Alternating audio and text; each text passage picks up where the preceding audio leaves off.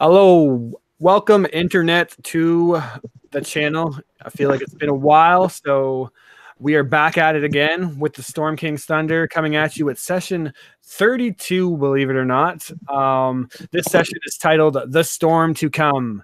And to give you a little recap, or more or less to give me a recap, because it has been a while and I got to work through it in my brain because being the smart GM I didn't actually write any recap notes.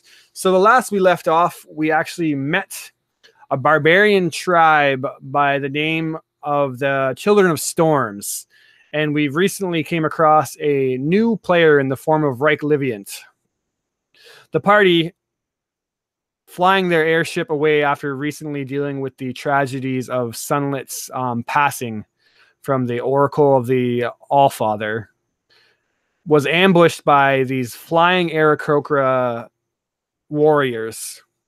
Around the same time, Reich Liviant and his wife Lorwyn were currently having a little meeting on the side of a cliff where their tribe actually inhabits. And from there, the Aarakocras seem to attack without very much reason. A battle between the three of them, the two groups that haven't met yet, and the airship inevitably was popped by one of these birds and sent spiraling down off a cliff. Due to the party's interaction, they were able to save Lorwyn from being thrown off the cliff and probably to her demise. There was a shaky kind of first meeting, as the Children of Storms don't stereotypically do too well with the civilized folk. And Reich Liviant is actually a protector of a very important artifact. He's basically been born to protect this Noon Stone. And the sight of these civilized folk kind of worried them. So it was a bit of a tense meeting. But due to some quick thinking between Warrendell and Octavius, Lorwyn was saved but put into a coma. Some kind of dark thing that even Octavius's healing magic couldn't wake her from. Conveniently enough for the party, though, seemingly appearing from the clouds itself, a mighty storm giant suddenly just appeared before them and claimed himself as King Hecaton, the king of all giants, and the one individual the party has been looking for pretty much since the beginning of this quest to figure out what's going on with the ordning and how to get it back in order before the giants create this war amongst Faerun. King Hecaton told Reich Liviant that his wife was doomed to die and had been fallen under a very deadly sickness, and that only he could stop it if Reich Liviant would let him. He wasn't necessarily the most trusting of individuals, but he chose to do so anyways. And King Hecaton took the comatose wife Lorwyn to the peak of a mountain and basically struck her with lightning. Bright lights kind of blinded the entire scene. And when the lightning finally cleared and your vision took back, you seen Lorwyn standing there. King Hecaton then looked to the party and said one favor is due for another. And that is currently where we will pick up the session. As this towering man, giant of an individual, the largest giant you have ever seen, King Hecaton stands before you, this beard that is the size of a literal house. He's wielding this staff that seems to be, or this mace that seems to encapture a storm in the head of the mace. And he stands before you all and says, "Your wife, her life has been returned. Now, protector of the storms, I must ask you a favor, and you must repay."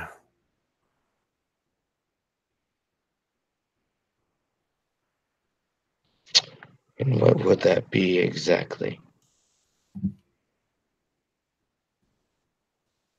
That in which you watch. Your destiny.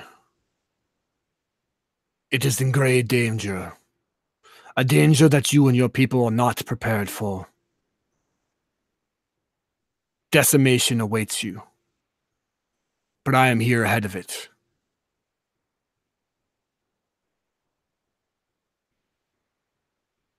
So the Noonstone is dangerous, is what you're telling me.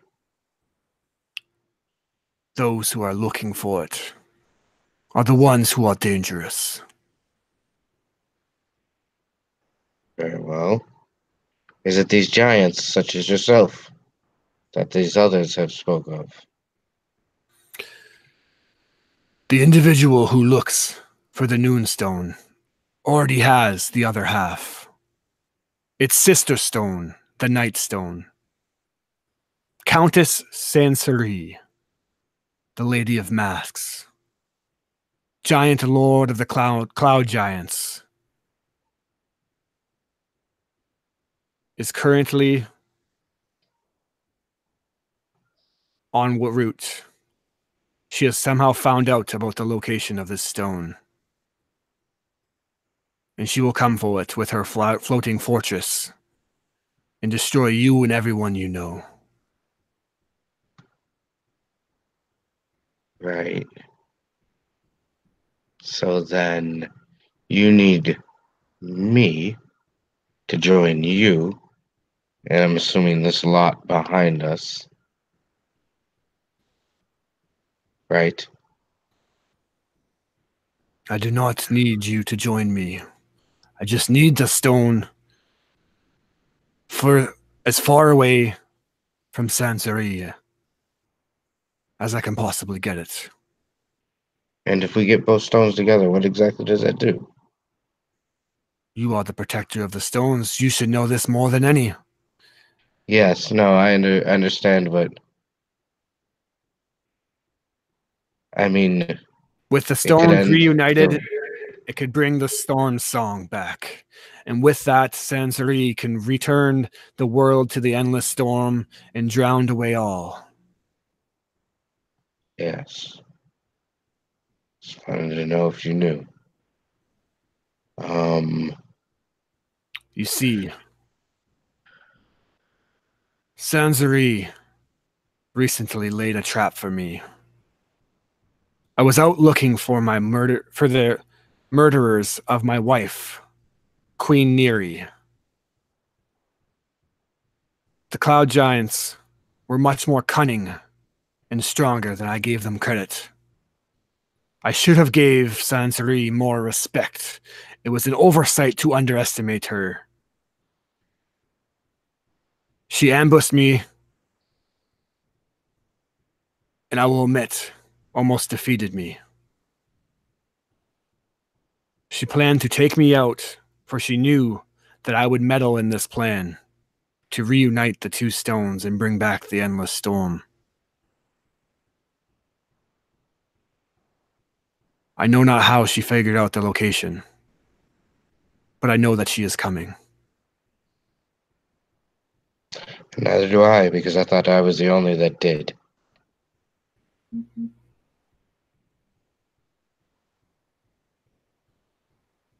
She would say to you as a Storm King, this is something that is passed down from kingship to kingship. We knew that you small folk were watching over it and it was safe, because most of Giant Kin have forgot about the Noonstone and the Nightstone and what it did to the world. Absolutely. And that's the reason that I'm the one that knows where the Noonstone is, and me alone. And that is the favor I ask of you, protector of storms. Yes. I will bring it back to Maelstrom and hide it far away from where Sansari could ever get it. She dare not attack the Storm King's capital.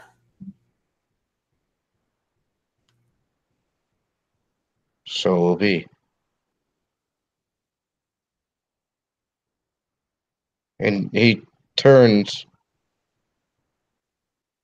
over his shoulder to see the others. Is that something that you would be interested in helping me with? I think. Immediately, Octavius would speak up to King Hecaton and be like, King Hecaton, we heard you were missing. Yes. Like I said, The cloud giants wounded me badly and almost killed me if not for me fleeing. Sansari was a more powerful foe than I ever gave her credit. If we help with this task, is there a chance that you would be able to reverse this ordering or whatever is happening amongst the giant kind? Yes. If I can stop Sansari from reuniting the stones, I believe I can get ahead of this. Excellent. Looking to the barbarian, like, yeah, I think that would be cause worthy to help you with, because that correlates with what we're trying to do. How do you small folk know of the ordering? It is our quest now. We have been on this mission for months. Have you seen what's happened since you've gone missing? Giant kind are attacking human folk all across the land. And we are the lucky ones who were chosen. Do not understand this quest you speak of, but I am King Hekaton, ruler of all giants. If you aid me in my quest, then I will take back the mantle and put all giant kin below me. Yes, it sounds brilliant, and we will make haste with that. And if we were to come in contact with this giant that has in the other stone, I would bring you both. Oh wait, that would be a bad decision. Sansari lives in a flying fortress. She has many cloud giants and minions that she wields from that castle, and she has already collected the Night Stone. That fortress is death. If you know what is good for you, you will not face off against it. Very well. Now, like Liviant, we must make preparations to gain entry to Storm's Peak. And you remember from your years of trainings that one day you were meant to descend into the altar of the Noonstone and face these trials. But it's something that you actually have not yet done. For whatever reasons, that could be up to you. But, and you tell me who in your life was the one that kind of gave you the lessons? Who is this person? I think it'd just be his father. It's his father. You remember him telling you that just because you are a Azamar does not mean that it is your right to be a protector. It's something that you must earn. And he told you that there's the trials that you will face one day that are extremely deadly to prove your worth before all of the children of storms, to prove that you are worthy to protect this Noonstone. And you remember him telling you that you must endure the storm's fury. You must make resourcefulness of its rain and understand its thunder. And then lastly, those are tribes, Papa. What's that? Sorry? Those are tribes. Yeah. And then lastly, you must master its wind. These are the trials that you will face. And for whatever reason, even though you're definitely like at that age and point in your life where you should have already done your trials, right? You have not yet done them. That's just gonna be a little surprise for the group. You keep that to yourself. I am keeping that to myself right now. Lorwyn actually, for the first time, kind of begins to walk down the peak that King Hekaton stands on before you. He's kind of like elevated on this mountainous, snowy peak. The clouds above you are still black as night, even though there's daytime, and there's still the boom of thunder and lightning above. It's the strangest kind of phenomenon that there's a rainstorm in the middle of this winter territory. Lorwyn kind of almost comes down whimsically in a daze momentarily, and then walks before you, and my husband. What happened? What is going on? A lot, my dear. It's to get you back to the village, have a conversation.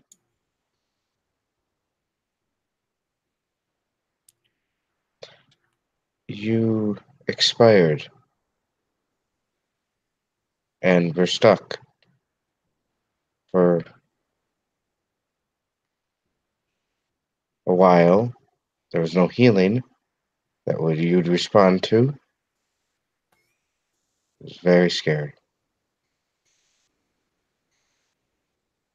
She kind of gives you like a gentle hug, and then as she does so, her eyes kind of fall on the rest of the party, and then she whispers in your ear, Tell me you have not sided with these civilized ones." They're outsiders, my dear. But and he looks up at Hekaton. That's the one I'm siding with.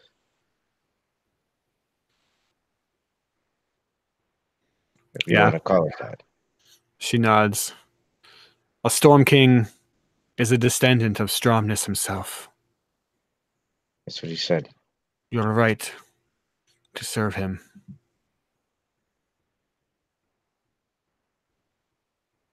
Just aiding, I think, my dear. Very well. Shall we bring these civilized folk to the encampment? Can we not? They also want to go get that contraption that fell into the deep. She nods. We will leave them to their own devices, whatever they choose.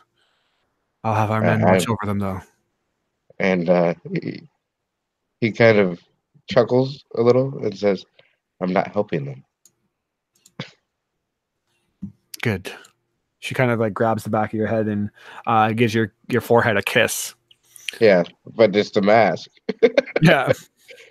Right. Nonetheless. So yeah, what's the rest of the party doing as this is kind of going down?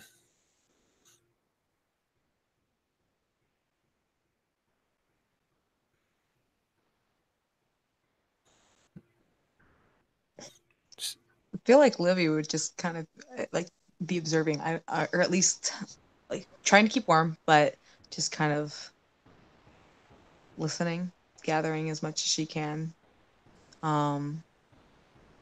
Still kind of gauging this interesting new duo.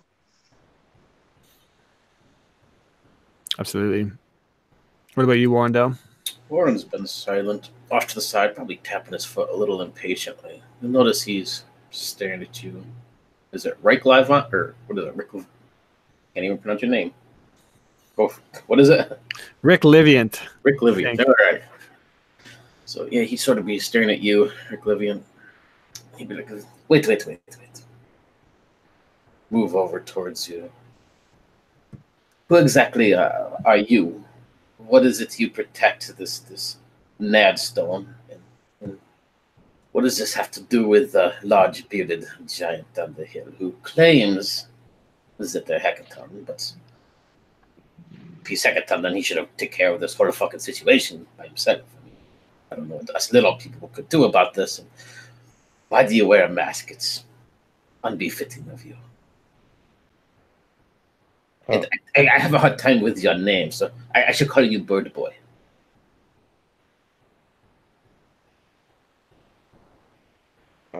It's okay to be speechless. Most women, most ladies are. If you call me Bird Boy again, Yes. How I don't have time for this. how about Reich?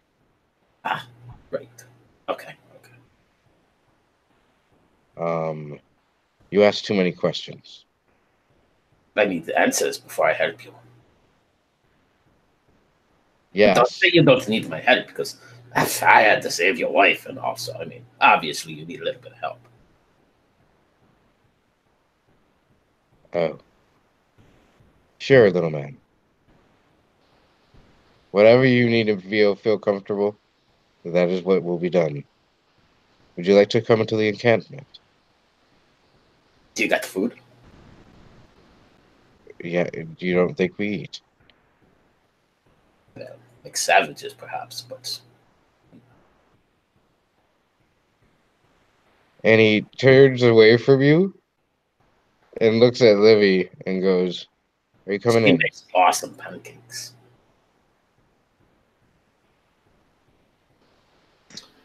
I do. If you've had them.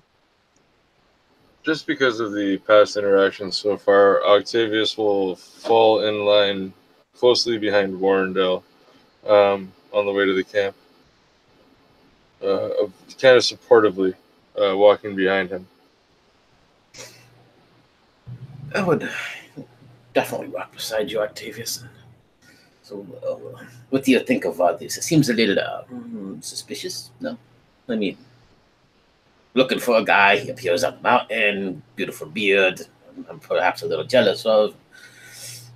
It's all a little domino-ish, a little circumstantial, don't you think? The actions of the last few days kind of all blurred together. It's hard to pay attention to really what's going on. This is strange, but if this will help us, then maybe it's what we need. I don't know. You have no better choice, I suppose. I suggest we be prepared for the worst, if that makes sense. Hecaton showing up out of the blue is strange, to say the least. And what of this Sansari or whatever he called her? We'll have to stay as tight-knit as we can at this point. Trust who we can and see who can bring us forward. You, Bird. What's your name? Rake. Who is the Sansari person that he speaks of? Do you know? From what I gathered, it's another god. Like a giant god, right? She has the Night Stone, and if she gets those together, it is going to be all hell. In the other half of your what you call family jewels, eh? Yeah, it's whatever you want to call them. Rick, we have... So the Noon Stone and the Night Stone. Is there a morning stone to go with the morning, noon, night? No. We have met another giant who travels by a floating island. They were friendly. We spent much time with them. Maybe that'll give us a benefit if we see something in the sky.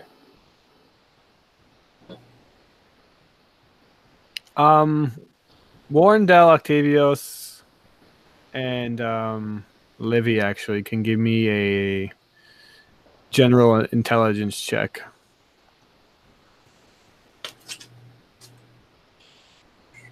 And we've been walking the whole time with it. Yeah, right? you guys are on the way to camp. You're kind of like skirting down this mountain path that winds back and forth slowly down the high kind of like long mountain that reaches up before just going back and forth. You hear the booming footsteps of Hecaton in the distance as he said he'll kind of come to the camp but hang back because he'll need to prepare a storm if you wish to gain entry. And intelligence check. What did you roll, Livy? Nothing yet. Nothing yet. I don't have. You might need to roll for this. I'm still waiting for the dice roller to download. Okay, I'll give you a quick little check. Thank you. I took a 15 in the meantime.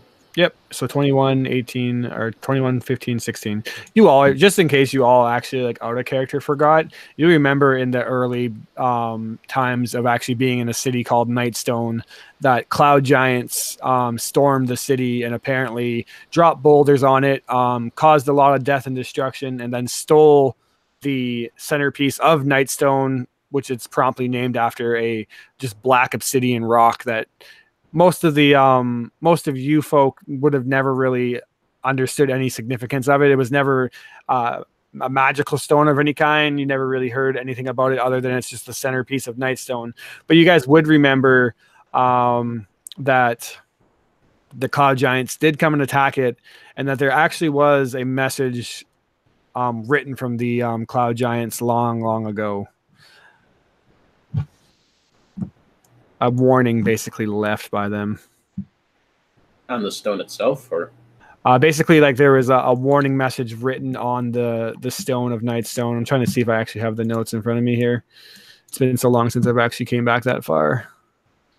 If not, I'll get it to you guys later, but I should have it. Let's see here. Not there. Check one more thing. Boom. Okay, maybe I don't have it. Yeah, I'll find it later for you guys. But there is basically a warning given. And Countess Sansari, although you've never met her or per se heard about her, that name does seem very familiar to you all.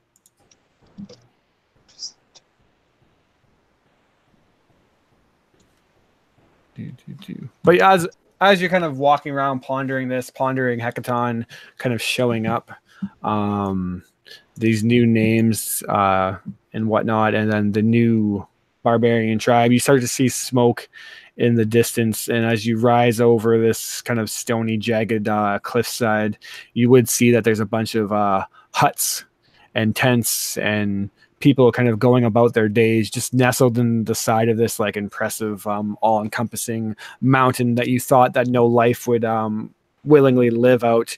You see a whole entire civilization just kind of going about their day, and as you come around the bend, you see them all just kind of stopped and looking in your direction.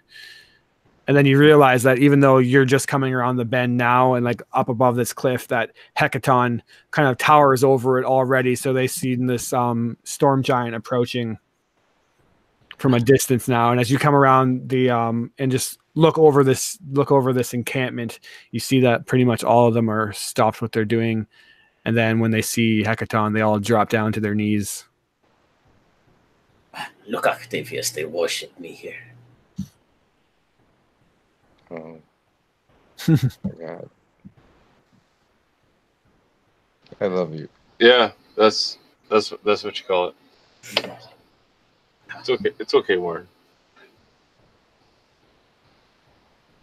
All right, so Chris, I'm not sure if maybe I missed it, but what is it exactly Hecaton wants us to do? Is it more of getting right to the other Noonstone or avoiding the Noonstone?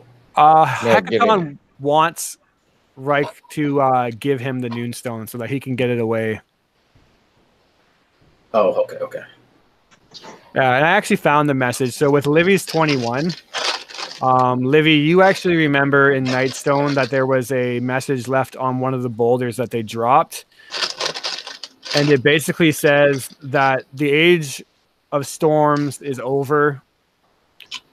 Kong, which translates to king, has fallen from his worm skull. We, the sky, will rise above all to our rightful place. We will plunge all into the Evernight and take the Allfather's Stig for ourselves. We will rise above into a new age, the age of sky. Countess Sansari will guide us to Anam. Was the message that was kind of left in Nightstone. You're just like, oh yeah, I remember that now. It just kind of all flashes before you. rattles it off in her usual fashion of like nonsense that most people have tuned her out for. And except this time it's like, oh wait, oh yeah, important stuff.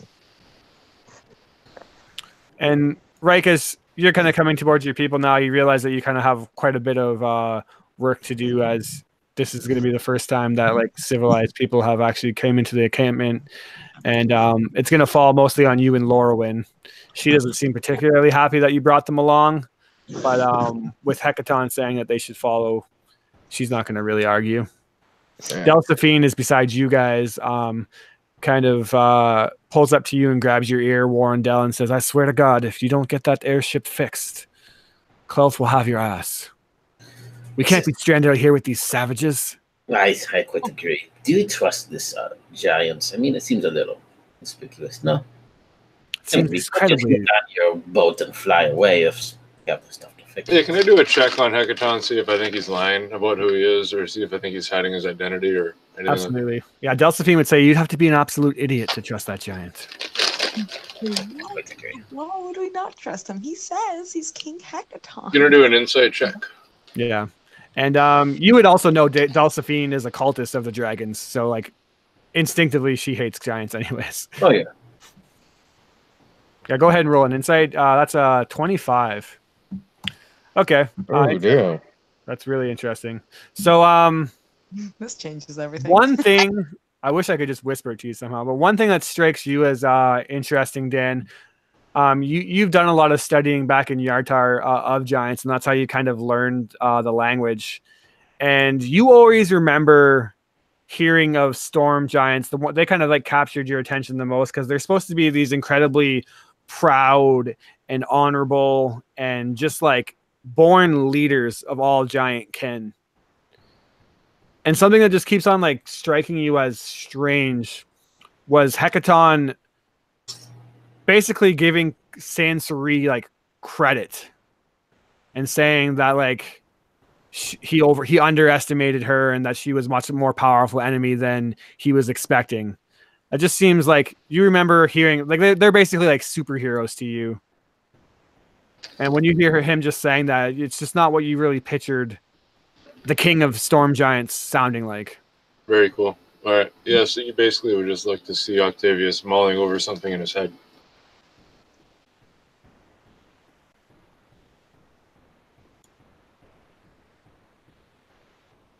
You'd see one of the kind of people come up to you, Reich Liviant, and say, Great Protector. You know him as Dagmar. Uh-huh. You have brought the Almighty God before us. What shall we do? Stromness. Yeah. You have brought Stromness. You are the true protector. It's not strongness. It's King Hecaton. Takes it in and bows nonetheless. A child of Stromness. What is this blessing? Blessing. I must go. More Who and is more. this guy? He's just like basically a local random, like no one of any kind of power or anything. Yeah. More and more people are starting to flutter in now too, and basically drop down before you. You hear whispers of protector, and basically you start to think that people are assuming that you are ready to either do your trials or that you've already successfully done them, and that's why you've brought the god before them. Most of them are already calling him Stromness, and you're just like, no, not Stromness. But then the whispers just kind of like carry on, and before you know it, the whole tribe's like before you kind of like bowed down. This is Stromness. Chant. It's not working out. All right. Well.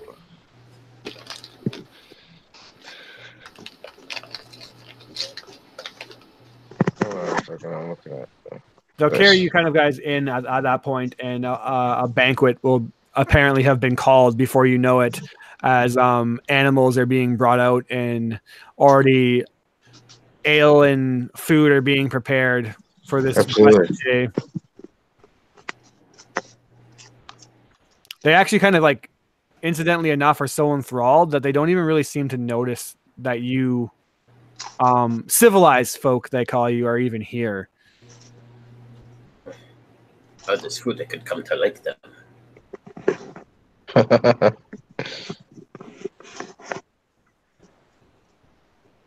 Lorwyn will kind of, it's all like a lot to take in, and people are kind of like grabbing at you, and it's almost like you just hit like this borderline deity status now.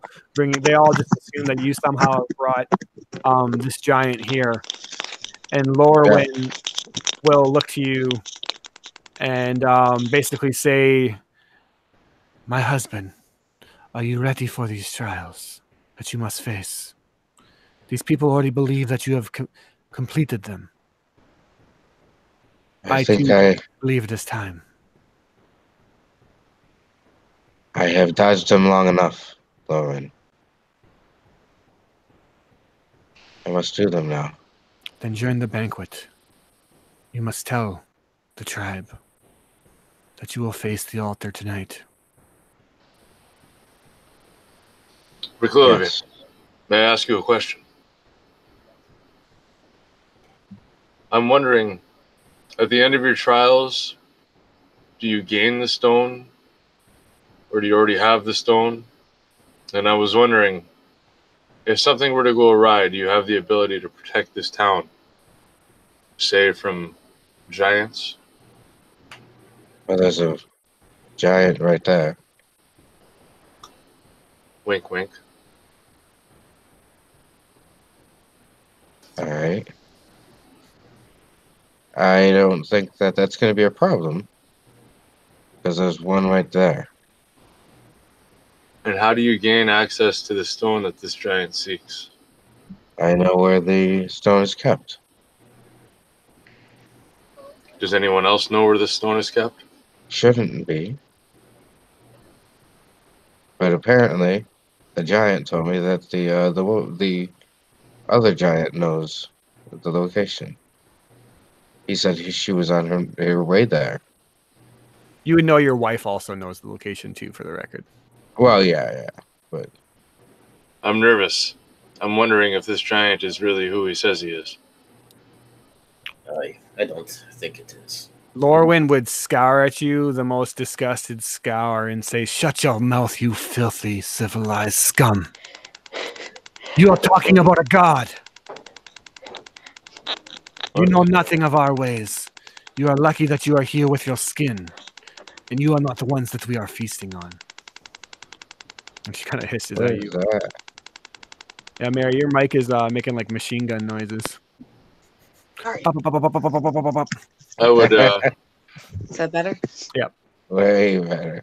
I would like a quick conversation one more time with Hecaton before you decide to either do these trials or access this stone. My husband, I do not like the way these snakes talk. There is corruption in their voice. I feel it is the best and safest idea for your tribe. You must trust us. Like, it would be just like if she gets a moment to like kind of whisper to Octave, she's like, "Really? Is this what makes you?" I would look at Livy, and hopefully in my eyes she would see the fact that, I was worried enough that she would automatically trust me. I could find that very believable. She trusts her team. Even Warren. I'd never steer you wrong.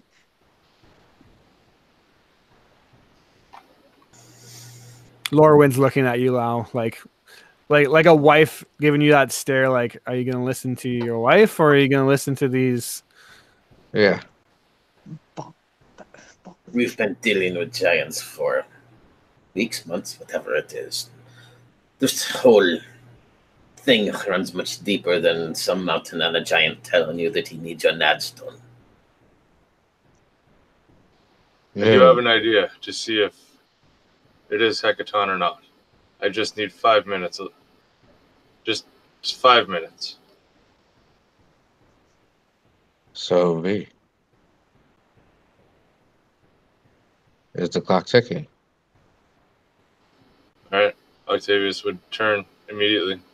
Look at Warrendale, look at Livy. kind of, give a head nod to ask if they'll come with me, and I'll walk out and straight towards Hekaton. You can definitely follow. I'm not going. Olivia looks between like the barbarians and to her friends and just kind of like sorry, like it's just like that guilty look where it's like I think she'd feed on that this is offensive to them, but at the same time it's like I trust my party. And so Yeah. Once they walk away, Lorwyn will grab your face with both hands and kind of like put her forehead against your mask and just say, I know you have a softer heart than me, but these people cannot be trusted. They do not know nothing of our customs. They are ignorant, like all civilized folks. They only care to greater their own pockets. You're absolutely correct, my dear. And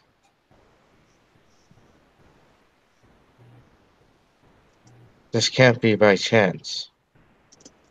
These people did not fall out of the sky here to just do this. Or did they?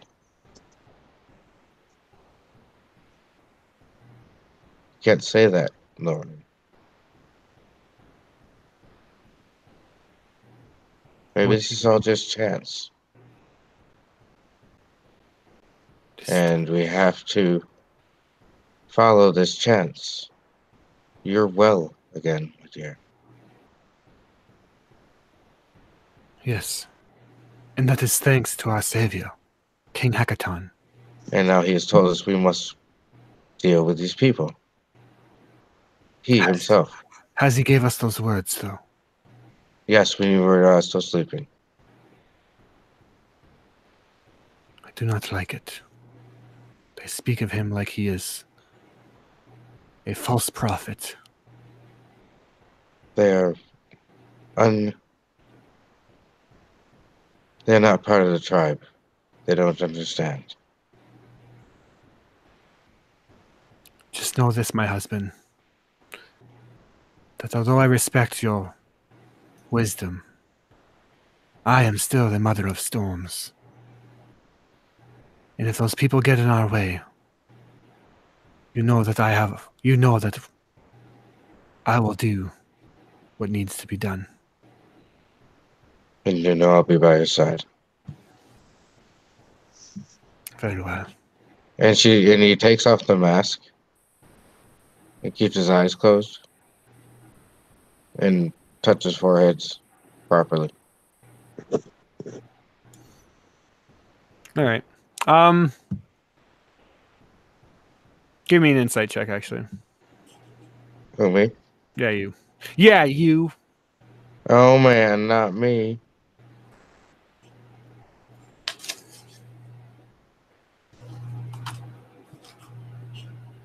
Come on. Where I am. Natural 20, buddy. Oh. That is actually impressive. As That's happy. your heads kind of touch, you have your eyes closed, right? Yeah. You open them for just a moment, and as you meet eyes with Lorwyn,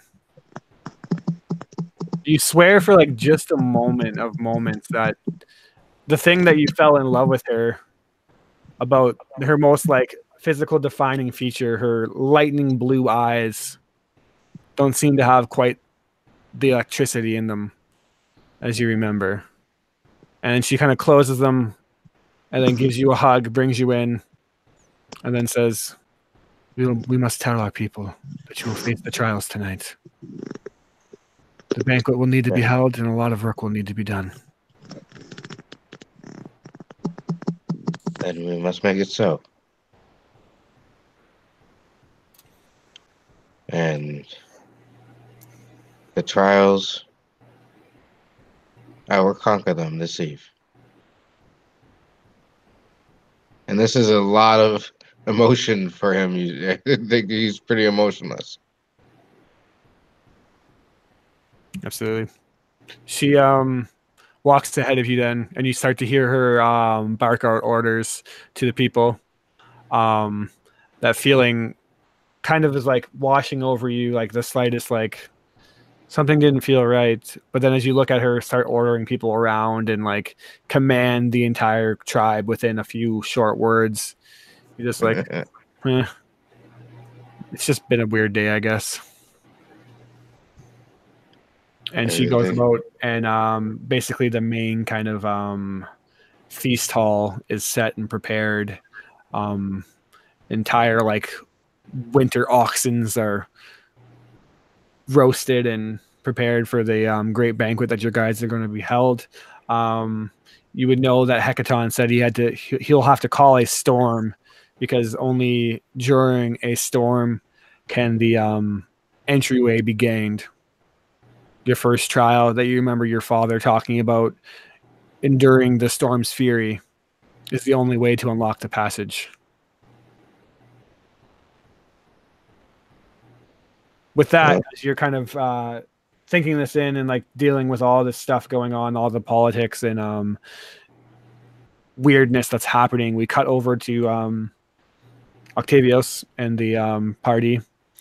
You guys see in the distance that Hecaton is now sitting on this plateau, kind of raised above, and it's actually like a decent like 30-minute walk, but you see him in the distance just kind of sitting there, obviously undergoing some kind of ritual.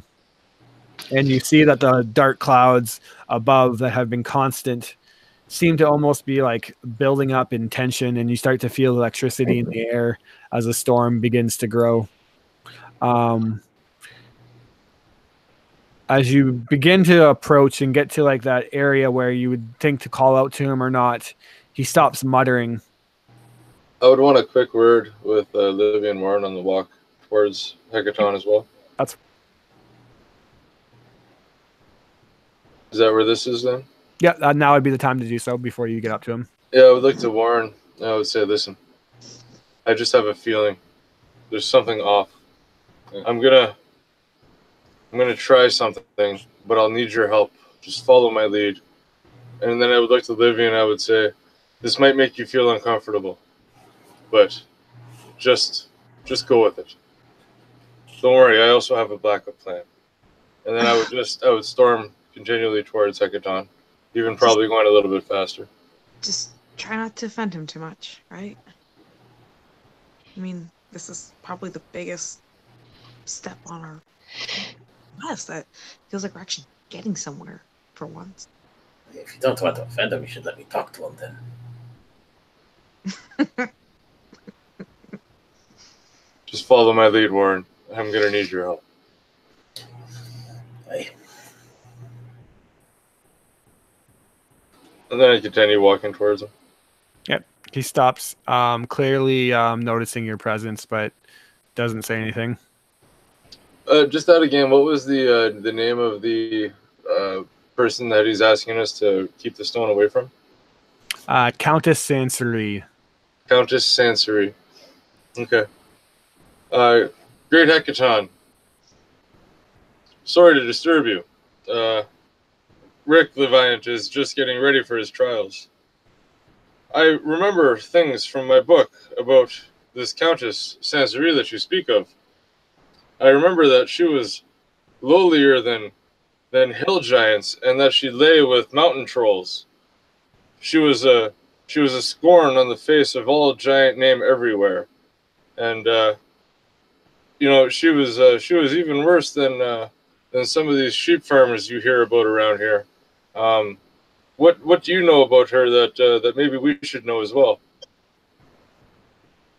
And I'm just gonna I would massively curse Countess Sansory. Interesting. Give me a performance check really quick. Sure. Can I aid him on that and back him up somehow? Yeah, sure. What do you say? Just completely agree with him and say I quite remember those things as well. Add in a few insults of my own. Livy is holding her tongue. Skills. What would you want me to roll? Nothing. No, 6 ain't gonna do Oh, nothing. I didn't know you rolled already. Yeah, I'm either- gonna use an inspiration. Octavius feeling as though he didn't really egg in enough. Will also say, yeah, Countess Sanseri was also heard to be one of the most cowardice of all giant kind, and she would turn and run from almost any scorn, and had no gusto at all. Oh no. Darn. Well, I don't know if mine would help, but all right. So he would look to you and say, of course I know good. "Well, small folk, the books that you are reading are clearly inaccurate. Hill giants are the lowest of all giants. Above them, stone. Above them, I'm actually forgetting. Fire. Or frost, fire, cloud, and then storm. Well, she must be pretty damn low then, Octavius, to be worse than a hill giant. Well, anybody that's willing to, bed with mountain trolls, really can't have too great of a thing. I heard she's so scared of baby dragons that her knees start shaking, and she turns around and screams and runs away like a little girly girl. And I'll actually at this point grab my belly and start boastfully laughing. Yeah. Oh my God. Hecaton looks at you and says, well, she almost defeated me. So, Why, as king of all storm giants, do you give her so much credit, my liege?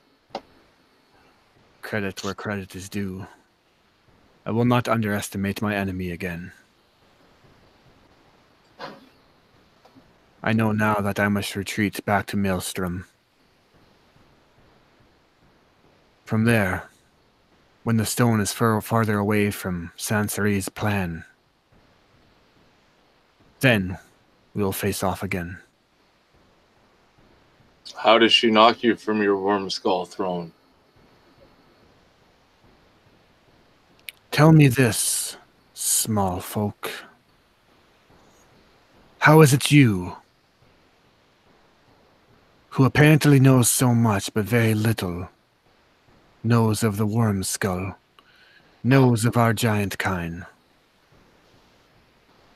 What investments do you have in this? We have spent time with, and then I'll name the giant who was in the air temple the first time that we hung out with for 30 days. Zephyros. Thank you. I'll explain the tale of our fight with, I believe Imarith was the name. I'll go back and I'll explain the when we found the town that the first stone was stolen from, and I'll just say that I'll point to Lily and Warren and say we have taken up the mantle of this quest to see if we could save the world from the thrash of giants. And now you tell us that somebody who I've read about as lowly as Countess Sanseri is such a threat. It just sounds unlike the power of the storm giants I've heard of in the past. Seems like one such as yourself should take care of a wench like that, who quite clearly is quite lowly, even if we're writing the patatas as our little folk books. A boom of thunder kind of explodes around, and the sky immediately begins to light up with the fury of lightning that you have not quite seen before. And he then opens his eyes finally. A bit of anger crosses his face. And he says, "Are you questioning my power?" Libby kind of does the, I'm going to start saying, I am not, but it's like, I'm just going to shut my mouth and keep it shut. I think Octavius would look at the mace that he carries, the eyes, look to Warren, and kind of shrug. Can I? How powerful do I really feel he is? You can give me an insight check if you want. I'm just thinking about what I'm going to plan to do in Plan B. Yeah, he looks like he's pretty fucking strong.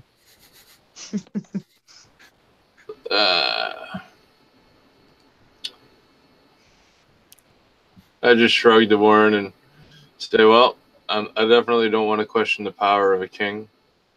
I just find it strange that somebody as powerful as you, and clearly you're quite powerful. I mean, I can make lightning too and a boom sound, but you're much larger than me, and it's just strange that you need our help and everything to get this stone.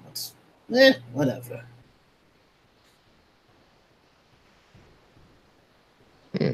We just want what's best for the land.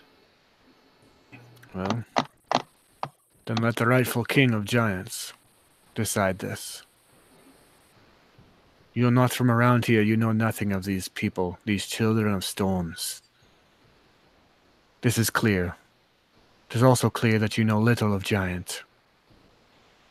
Maybe it is foolish of you to think that you, so small and weak, could influence this giant war in any way.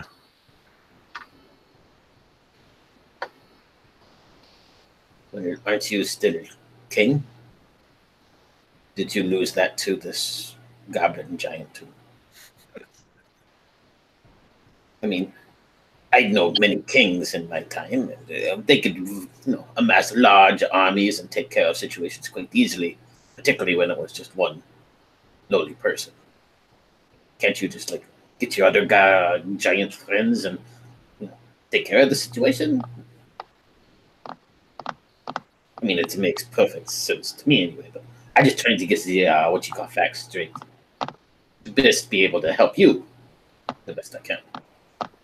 If you wish to help me, then make sure that Rick Liviant succeeds in his quest. So you do need our help then. He starts to get angry. The altar can only be accessed by the protector of storms. So then why are you worried about Countess Cernseri? She can't access it then, no?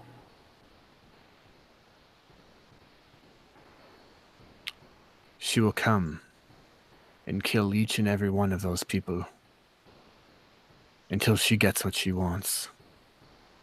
But shouldn't that be your problem? Seems like it's more of their problem. I, King Hecaton, am trying to save them. But giants little man, care about little folk. You begin to annoy me. Maybe we'll learn more, Warren, on our help with Rick Leviant's trials. But cautious we should be on the future. Very well. I must finish these rituals.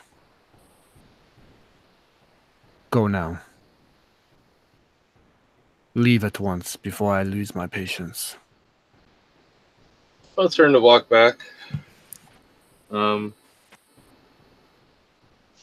Yeah, I'll turn to start walking back. Like maybe 5 or 6 feet away, though. Like as soon as we're starting to walk back, I would look to Warren and Livy and be like, "You guys think he'll pass a wisdom check?"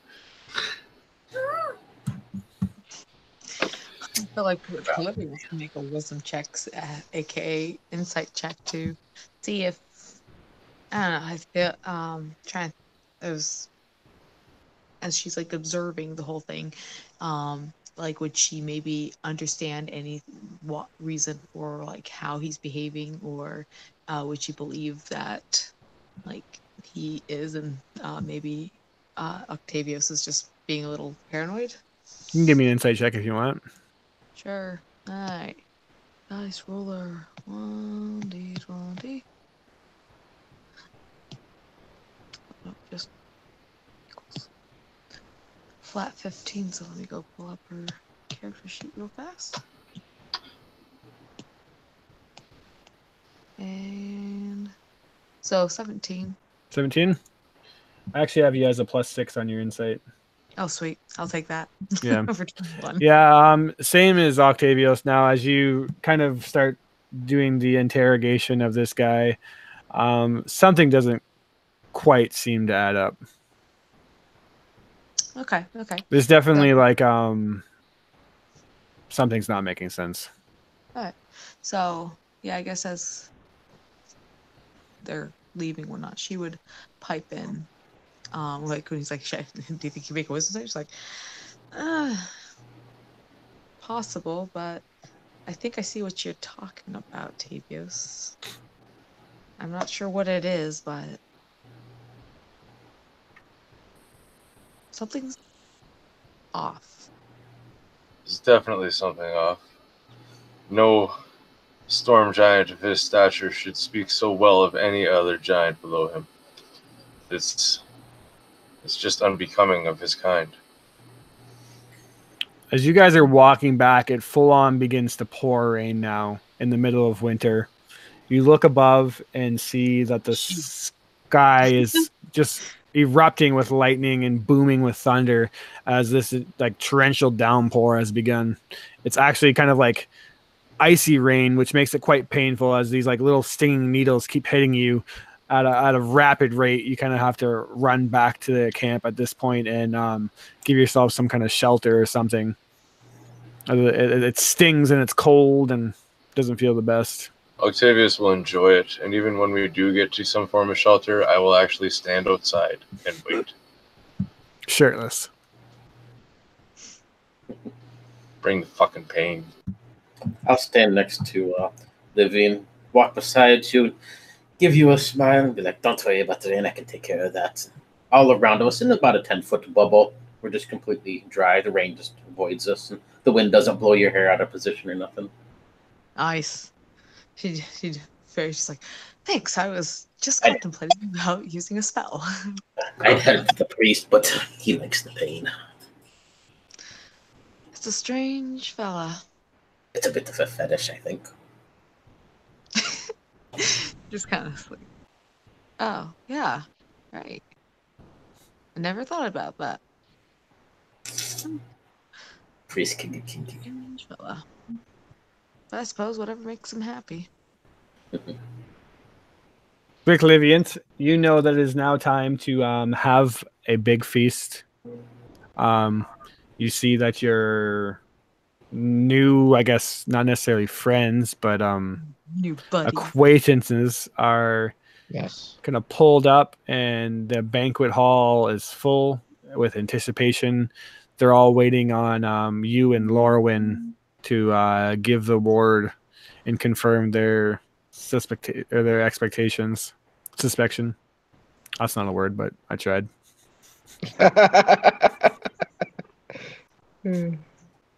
Yes, Lauren and Reich would make the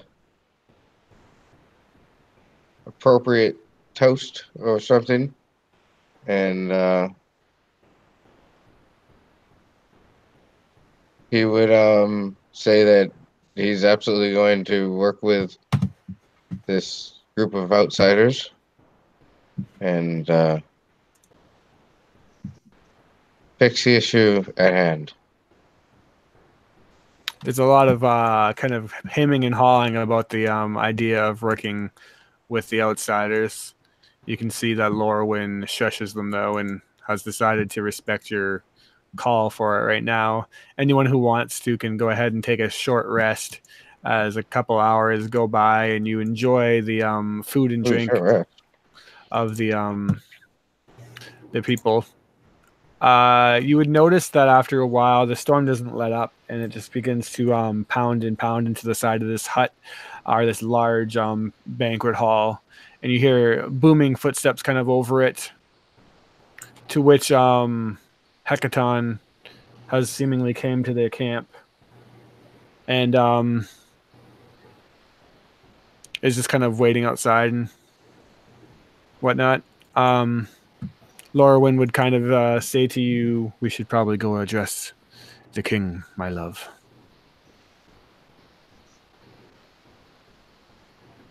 Yes, I agree.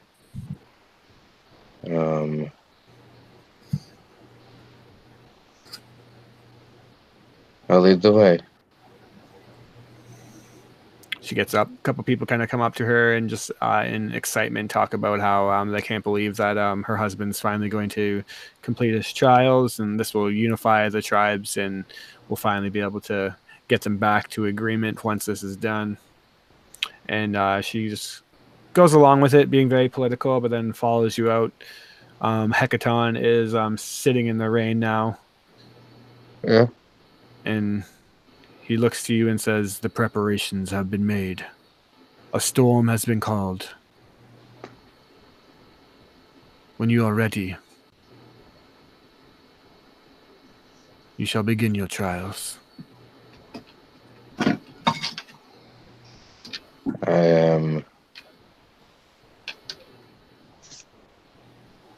will be ready in the morning after this fine banquet. It must be done tonight. The storm is here. Oh, only for this evening. Well, let me say my goodbyes and I'll be back to go into the storm. Very well.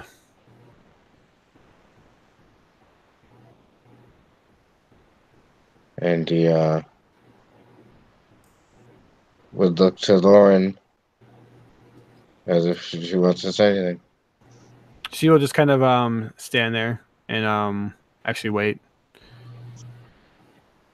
Okay.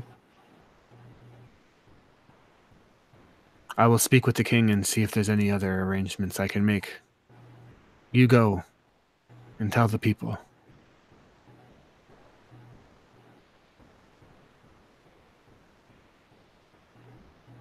Absolutely. I believe that we need to let everybody know what the true identity of what's going on here.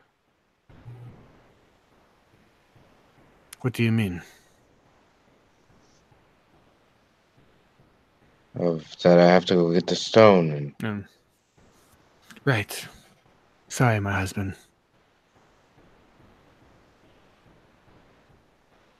so you stay here. I'll go deliver the message. Yeah, she just kind of looks at you and nods. Don't be nervous. I know you can do it. Yes. Won't be a problem. Yeah, you head back into the banquet hall.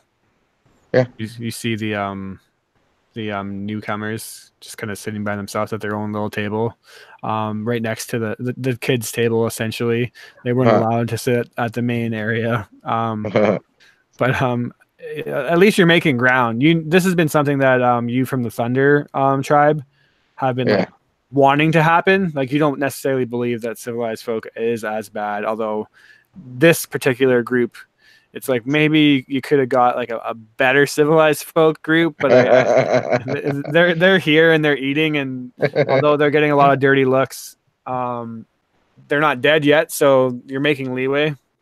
Yeah, absolutely. And The lies. Come on. I think she was out. And Reich would make his way over to the group and are you enjoying yourselves?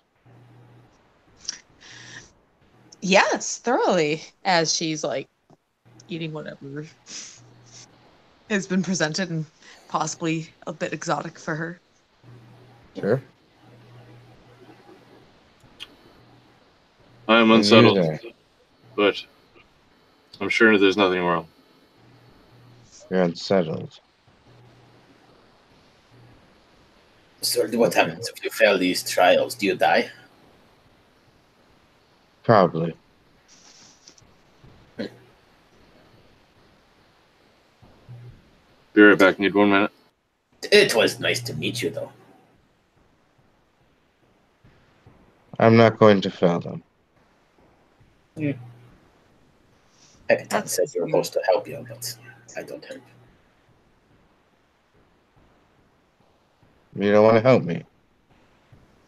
Well, it seems like it's your choice to do, and just sounded kind of strange, but whatever. But I don't Well, like that. I'm just laying it out there, so he understands why I don't come in and save the day like I have every other time. True, I suppose. But good luck. Is this what he does? I save the day. Um, this is definitely a good day. But I just wanted to say good luck. Thank you. Don't mention it. Anyway, so we need to start tonight? Sure. Yeah. I will, as she like puts cutlery or whatever it is down back on the plate, prestidigitation, and kind of, Mm. yep, I'm good. I'm good. You ready? You guys? Let's get this going. Let's do this. We get to watch. Octavius. I think he stepped away for a second. Yeah, I think he stepped away for a second. All right. Sorry, I'm back. What was that? It just came. It was the perfect timing. What's up? We're going. Yeah, we're leaving, and he's Reich is asking you if you want to join. Pretty much. Yes, I will come with you. So far, you seem like you could at least use our help. Yes. He'll help you maybe because he's a nice guy. Yeah. So are you. He nods very awkwardly at you. I get that often. You see Lorwyn kind of standing at the entryway of the hall, and the shadowy figure of Akaton's like basically crossed legs, and she's just kind of like staring out at you as you're talking to these people and just giving you a look like what's the word? Anticipation. You begin to see that the feasting is beginning to wind down, and the people are looking to you as you are beginning to ready up. Yeah, I'm ready to go. All right, then. You guys pick up whatever gear you have put away, and you begin to head out into the night. The cold, icy rain does not let up, and the mountain pass is like clawed, kind of shadowy daggers that reach up to the night sky as lightning beams down and occasionally illuminates the path that you are following. And as you are heading, Reich, you're leading them towards basically Storm's reach, which is this one in particular like cliffside that just reaches out into the very peak of the sky. And it's said that this is where Osharia actually made the deal with Stromnus. And you're kind of going through and like preparing yourself, and whether you want to admit it or not, you're a bit nervous because you have heard that people have died from doing these trials before, and you're kind of running it through your head like what your father actually told you. And he told you that in order to get entry to the altar, you must prove that your fury matches the storms and endure it. He would also tell you that Stromnus's fighting chance, the weapon that you wield, is the key. Yes. That's why he covers it so great. Not a lot of talk is had, and even if you wanted to, the pouring down rain would probably make it pretty difficult to do so. You're essentially leading the way, and Lorwyn has brought like a couple of I don't want to call them guards, but like warriors of the tribe along with Hecaton. And you get to this in particular Storm's Reach, which is this massive, like almost like a tip of a dagger that reaches out into the sky. And looking over top of it is like the wall of the cliff itself that reaches up and kind of creates this canvas in behind the peak. And it looks out into basically the world below, thousands and thousands of feet. So And- cool. And you know that this is the spot, and it's time to do your thing. Do your Yes, thing. it is. You Bring on the basically storm. know that what you have to do is reach out on the peak of this rock and command the lightning, endure it, and channel it. Yeah, let's do this. So everyone kind of stands back. You begin to slowly walk out, your feet kind of splashing in the water that's now built up as you make sure your footing is kind of sure. That's creating this slippery kind of surface. You begin to walk 20 feet, 30 feet, 40 feet now. You feel the wind just whipping against you as you look around and see darkness in every way. A beam of lightning shoots down and illuminates, and you're standing on this peak, reaching out into the world. One slip here would mean the end of it all, but you grab your weapon, Stromness's fighting chance, this mace and sword combined into one, and you remember your father's words. You must meet the storm's fury. Yeah, so I use that as a beacon and channel the lightning. All right. You reach up and you just let out this kind of war cry Yeah. towards the storm itself. Give me a Constitution saving throw. Let's do that. That's a very great thing. Come on, baby, don't screw it. Here's another 20. Very nice. You yell, and a boom of thunder just instantly kind of over powers your voice. But as you reach out the first time and nothing happens, it begins to anger you that the storm will not bend to your will, and you boom out another war cry like you've never done before. And as you do this, it's as if the lightning has heard you and blips down and kind of channels into your weapon. As it hits the tip of the blade, you do take half of 27 damage. As lightning begins to basically, you smell the burning flesh on you, and you feel the energy, the electricity channeling through your body. But as you do, you look at the weapon that you hold, and you see that the lightning is now kind of encompassed in the blade and darting uncontrollably inside of it. And you turn around and you look, and as this electricity is basically like shocking your eyes, the wall or the stone behind you now kind of has this illumination to it, and there's these etchings, ancient in nature, that you've never seen before, looking at the wall, and it kind of is almost like these neon lights, a path that lights up and creates this almost perfect keyhole. That's so cool. You look at it, yeah. and you kind of whip the staff in that direction, and lightning shoots out of the tip of your blade and lands right into the center of this keyhole that you now see.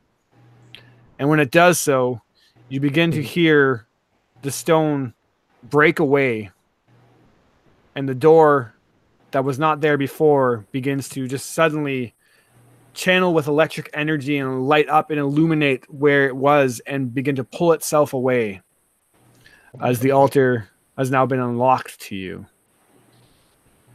Right.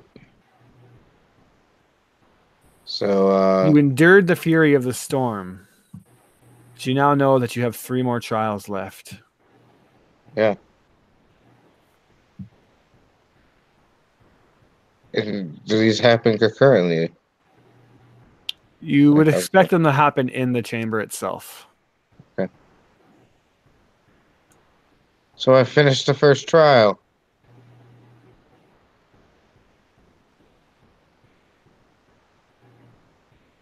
Everyone's just kind of standing there looking at you. So, do you want a cookie? This seems pretty easy so far. You just watch them strike by a pure bolt of lightning. I've watched Warren get hit by like 20 of them. Or at Right. least, start erupting of lightning. So this is all normal by now. Making shit has to. How colorful.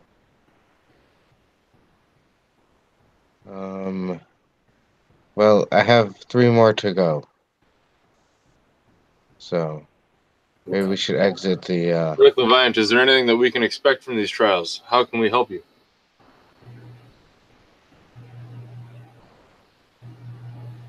I'm not exactly sure, but I think just being there with me as allies is the best. Then there I will be. I'm gonna continue to eat my turkey leg. Lorwyn steps up and says, if you civilized folk wish to prove your intent, then help my precious husband. Prove to us that you are on our side. Do you not have faith in your husband to do this alone? Isn't that how it was always written to be? He could easily do this on his own. Well, then he should go for it. You should have faith in your husband. Back him up like the rest of us. She spits. I spit too. Civilized folk are such scum. Savages.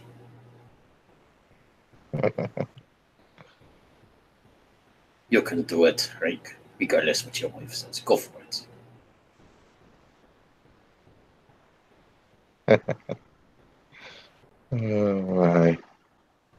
I think you're actually right, my sarcastic friend.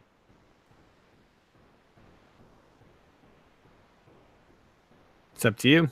Who's going to go in the chamber? Lorwyn would tell you that we definitely can't trust that mouthy one. Mm-hmm. I will go if I am welcome. She says that if you wish to convince the tribe that civilized folk can be trusted, though, perhaps the tale of them assisting you on this endeavor would make matters easier. Yeah.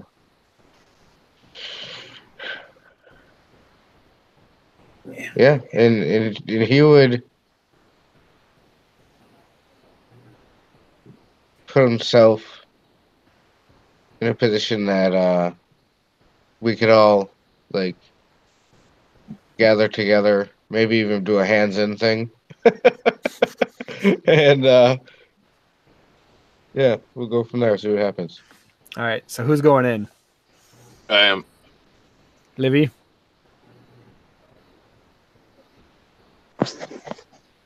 She'll follow. Warrendale, are you going in? I look at them and y'all fools as you get the stone for that person, that so-called giant out there. You have my moral support. Okay. I'll try to give your wife good spirits, Rick. I don't think we trust you there, loud one. But it's just because of the way you present yourself. Understandable. So, sorry, are you going in with them, Warren? No, I'm not. You're not going in. Okay. So the three of you then enter in. As you begin to see them walk in, Delphine walks up beside you and says, "You're such an asshole. You should be trying to help these people out. That way they can help us repair the airship, dipshit." Shut up. Got more important things to do than listen to your bickering. Good. When we fix the airship, we'll leave you out here with your newfound friends. Yeah, you'd miss me too much. You wish. Idiot. Bitch. And then you see the three of them walk in. Rick Leviant, as you enter in this chamber, the first thing that you obviously notice is that the water, you're finally get relief from the stinging rain. And as you enter in, it's a massive chamber, just kind of octagonal in shape. And as you look, the walls are basically inscribed with like hieroglyphs of giants. And they're basically all just kind of looking towards the staircase that's in the center of this room leading upwards into the next kind of area. As you look, it's really large, but you do notice that it is not quite giant size. It's evident that giants did not build necessarily this chamber itself. And as you look, you would see that standing underneath the hieroglyphs of these giants, all kind of facing the staircase, that there is a bunch of people, humanoids, humans, all going about their day, kind of building around the giants. You hear like the echoing sound of the rain kind of pounding against the stone. And as you begin to walk in, you obviously see 4 torches kind of light up each corner of this room as you enter. There's this like dull kind of green flame that doesn't really fully illuminate the room, but gives you enough to see around. And basically the only thing that you can see besides these hieroglyphs are is a staircase leading northward. I'm assuming you kind of follow it, and as you do, you begin to walk up the stairs, and you just kind of hear the clicking of your feet echo out across this empty chamber. And as you carry up and up and up into this darkness, you begin to, it's like you're climbing the cliff. Like, how high could this possibly go inside of this stone? And then you begin to hear the sound of running water. And as you carry on into the darkness further and further, you begin to hear splashing of your foot. And the stairs start to become wet, and then even more wet, and before you know it, your feet are soaked, and rain just seems to be, or running water seems to be creating this makeshift waterfall on the staircase. Now, as you get closer and closer to the next area, it opens up into this massive circular room. And in the center of this room, seemingly floating from the ceiling itself, or not floating, but built down from the ceiling, is this intricate ball of folded stone. It's circular in shape, but you just see that it is many pieces of stone carved and filed down to form this like circular ball, folded and designed upon in the center of the room. Right. And it's just absolutely pouring down rain in this room. And how deep is it? As you look at the base of the room, it's kind of like almost like a circular bowl shape. And then in the center of it is like an altar just underneath the ball. Okay. And the water itself, you don't really, you have to kind of like start carrying your way down into the room to see how deep it is. But you can't really see the floor. Oh, wow. And it's filled in with water there. The base of it is. Yeah. And you just see as you look around that there's like all these different kind of channels intricately carved into like every aspect of this room. And it all seems to be causing the rain to kind of rain down into the center of the room. And you see that the water is actually kind of like pouring onto this folded ball itself and creating like almost like this makeshift shower. And as the water runs down, it creates this kind of like intricate, it folds the water into itself and creates this like intricate kind of like design in the water. Picture like a Las Vegas like fountain or something like that, only like inverted. Yeah. It's pretty cool looking. You remember your father saying the next part of the trial, which is to remember the resourcefulness of the rain.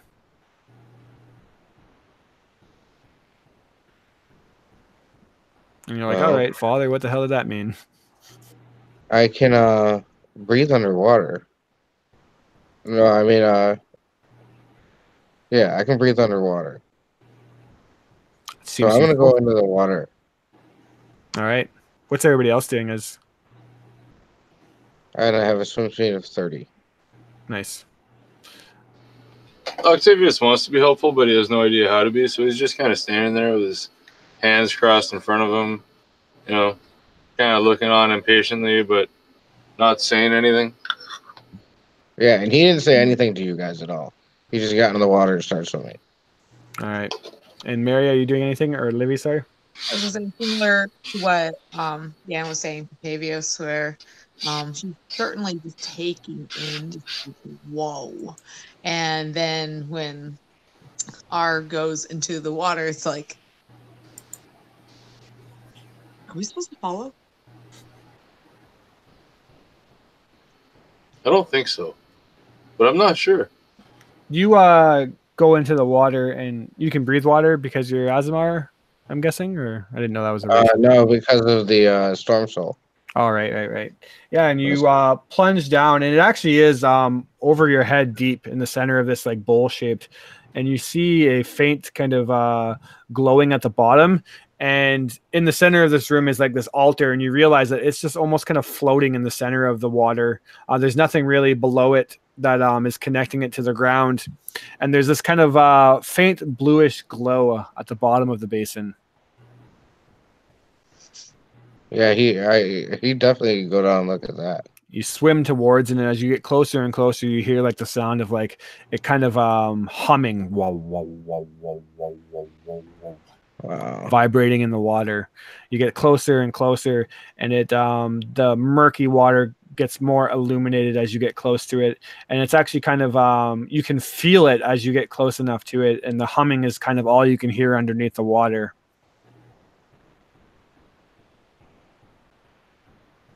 How large is this mass? The ball itself, or the stone kind of glowing thing, is basically like you could probably barely hug it. You could probably barely get your arms around it. That's pretty big. Okay. And it. Okay.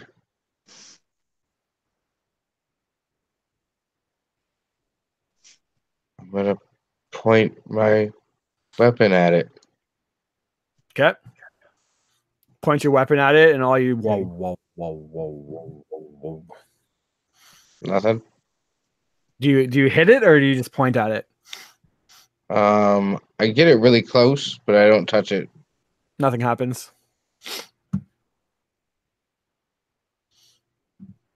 I tap it. Octavios, as you he's been down there for like a good minute or so now, and you kind of look over to Livy, wondering if he's okay. Do you guys do anything as he's down there, or you just still kind of hang out and like, well, see what happens? You didn't say anything. Do you think this is part of the trial? Well, and Livy would have been like, and she's kind of waiting for him to like resurface something, like To breathe, yeah. like 30 seconds. It feels like it's been a minute, and she's kind of scanning the surface. Like if she looks out over the surface of the water, can she see anything on like on the other side, like something that he might have come up onto? No, you can definitely see from one side of this room to the other. It's about 60 feet in diameter, and so she's looking around, trying so hard to be like, this is. I don't know. It's been a long time. She would kind of reach down, like kneel down, and like with her hand kind of pat the water just to see if it does make a splashing noise. And it's like if it does, it's like, I have no idea. Fine. And then Octavius will just chainmail and all like a dumbass, jump on in. Splash. You hear this faint splash behind you in the distance as you tap the sphere, Rick Liviant, and as you tap it, the light just explodes with a illuminating brightness, and then that humming sound, whoa, whoa, whoa, whoa, begins to grow louder and louder and kind of more wobbled in between it, and it begins to just like actually hurt your ears. You go and grab onto your ears, water kind of escaping your lungs. Luckily for you, it doesn't matter. It gets so bright that you get disoriented. You don't know if you're up or down. And Octavios, you just kind of, as you jump into the water, see that it is actually like almost kind of like whirlpool bubbling now. You hear this wobbling kind of hum that's actually shaking the water, and then suddenly the light goes out, and the room goes complete dark. What about? And then Top. And as you're looking at top, you remember that there's like this kind of shower, circular folded stone in the center that is causing the water to like drain into the center of this altar, much like a shower. Suddenly, Livy, as you're the only one above water, you hear that showering water stops. No water is heard. She peers into the depths. Can she see Tavios? Can she see anybody in the water? You don't have dark vision, eh? Nope. All you hear is the sound of grinding stone. And you call out like Octavios, and no one answers. Grinding stone, but you're in pitch black. Do you do anything? She will create light in her hand and dancing lights out across the water. These kind of dancing lights begin to go out, and as you look, you see that circular folded stone in the center is now kind of turning, and as it does turn, it begins to like manipulate the ball from a stone basically into like this jagged, almost like plate. It folds in on itself and then begins to lift up, and then as it finally clicks into place, no longer circular at all, suddenly it's as if a switch is hit. You hear the stone behind you from the entryway that you came from shut, slamming behind you, sealing you in this room. And then suddenly a downpour, much like that outside, begins to absolutely rain on you guys. Or mainly Livy, because everybody else is underneath the water. It's like, great. Prestidigitation. I'll try and fight off this water. Yeah, and as you prestidigitation, the rain is so powerful that it's actually like doof, doof, getting through it and hitting you in the face, and you're actually like having to like really channel hard. And as you look, it is just like you can't even see 5 feet in front of you. It's raining so hard. So it's raining really hard. She's sealed in. Is she may probably having like walked towards the entrance where it's like, is this sealed? And oh my goodness, it's raining. As she walks back towards the edge of the pool, just being like a gathering of, like she's slogging whatever through like ankle deep water.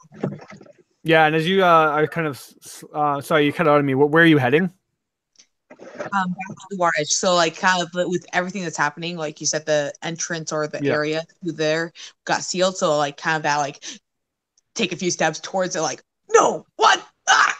And then as she turns to walk back to the water edge to kind of see if she can see anyone, is she noticing like water around her feet starting to collect and gather? Like, is this place going to fill up? Yeah, you notice that it's actually doing that at a pretty quick rate, actually. Shit. All right, well, she will yell out like, Tavios! Tavios! We're stuck!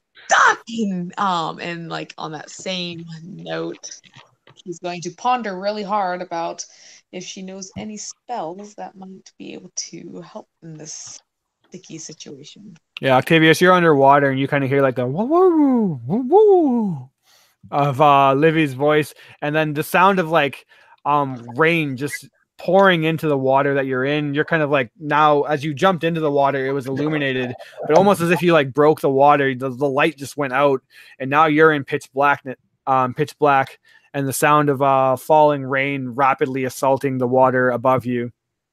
What are you doing actually?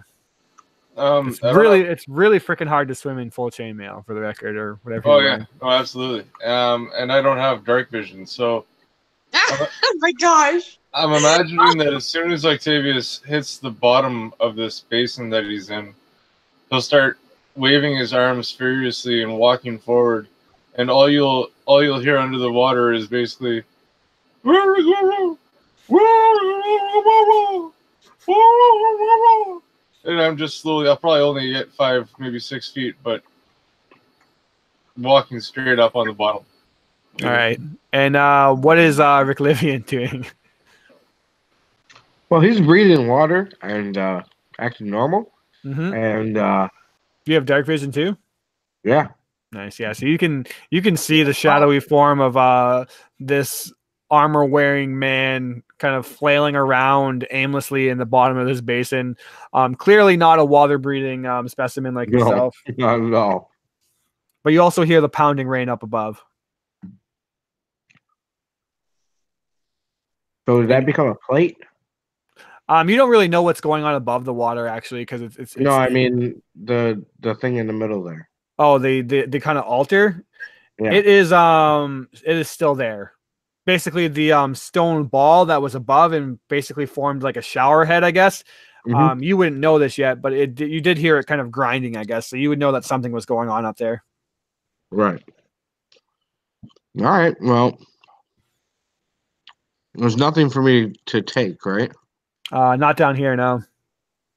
All right. You can give me a investigation check. Actually, that makes sense. Okay.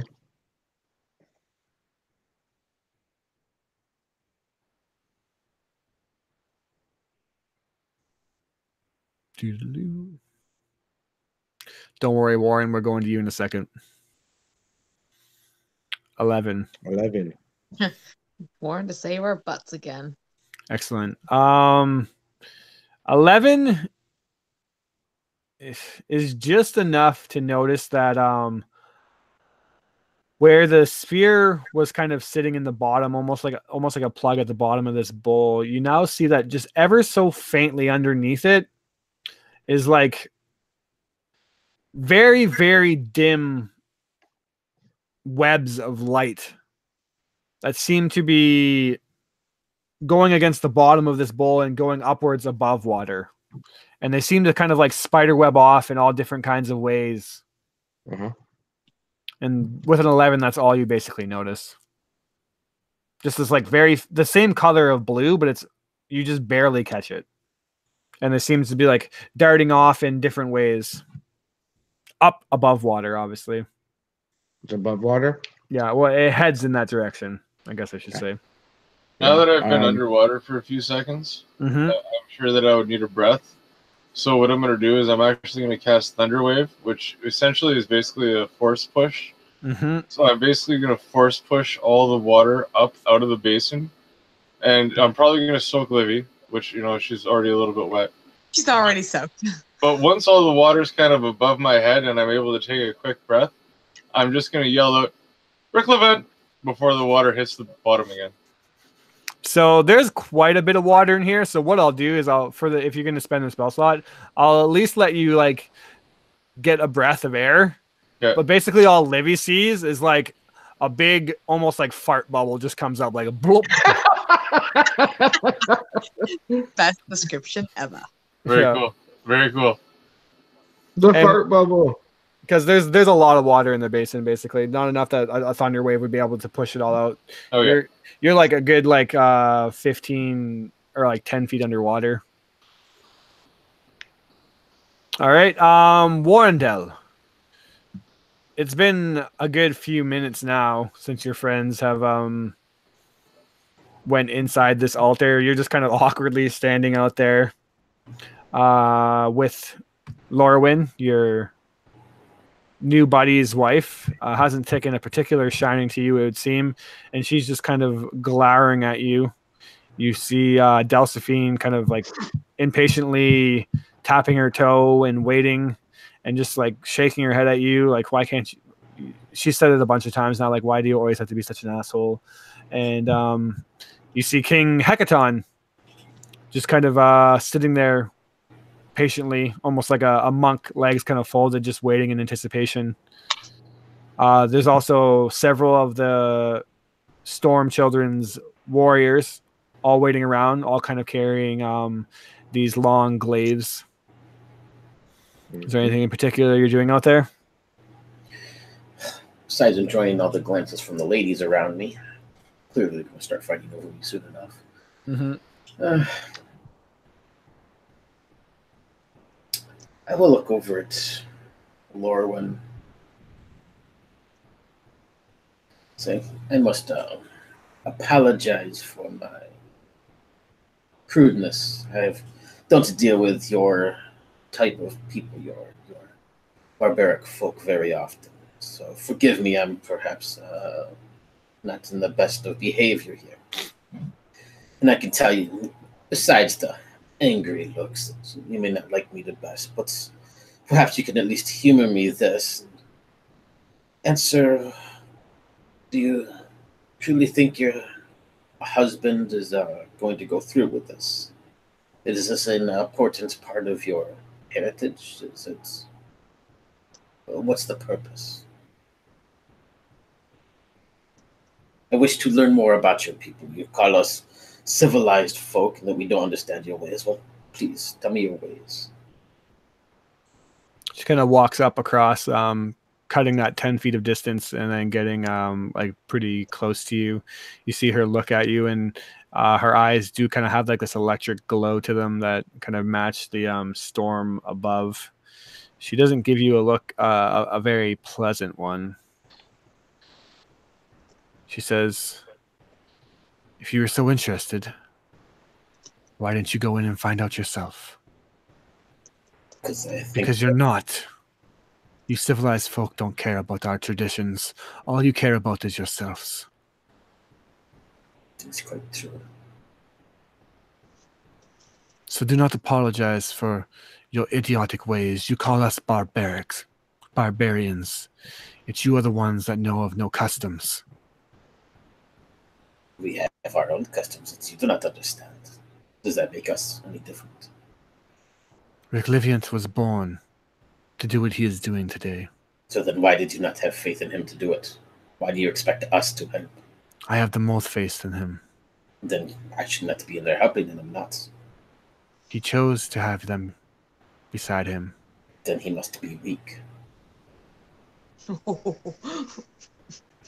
What? She says, little man, I could defeat you with no problem if I wanted to. So And Rick Liviant is more powerful than I. You are stupid, but do not test my patience. So the only defense you have is to insult me. Very well.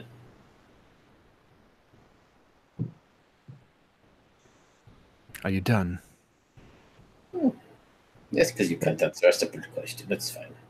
I think that the reason you didn't go in there is because you're a coward. I've been called worse.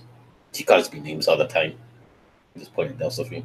Yeah, Delphine like nods, like, yeah, I really do. He's so much worse than a coward. I apologize for him. And then she looks to him and, is this your husband? And Delphine's like, oh, fuck no, like never in a million years. And then they kind of just give each other like a nod. A slave then. Yes, something more akin to that. And they begin to walk away.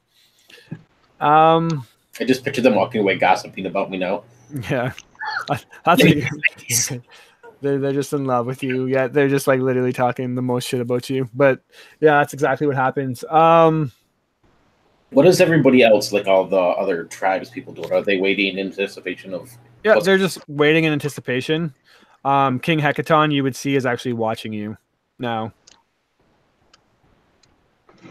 What did they call Hecaton? They called him something else. Stromness. Do I have any clue what that is? Or yeah, just because only it was just a few short days ago where you were in the eye of the Allfather. Stromness is the deity or minor deity of the storm giants. You actually were chased down by, I believe, his statue and almost killed. Okay, yes. Okay. And that's who they believe the second time is. Some of them do. Laurelwind knows that it's King Hecaton. Others are mistaking him as Stromness, and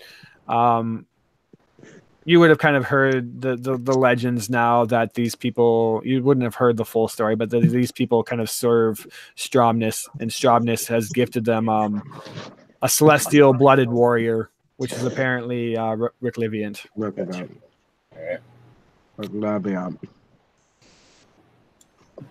Hecaton does watch you though as you're kind of interacting with the people. All right. We jump back over as the rain is kind of splashing into Warrendel's face. He tucks his hat above his head and tries to duck out of it if he can. And we're switched back over to boof, Octavio slamming his hands together, creating this pocket of air in the water, which he deeply gulps in to make sure that he doesn't run out of air. And then it just instantly channels upward. Livy, you're kind of calling out, Octavios, Octavios, and then blop, a single bubble of air comes plopping out of the water. Rick Liviant, you're kind of now treading water at the bottom, looking, and you see these webs of blue light kind of carrying upwards. What do you guys do? Yeah.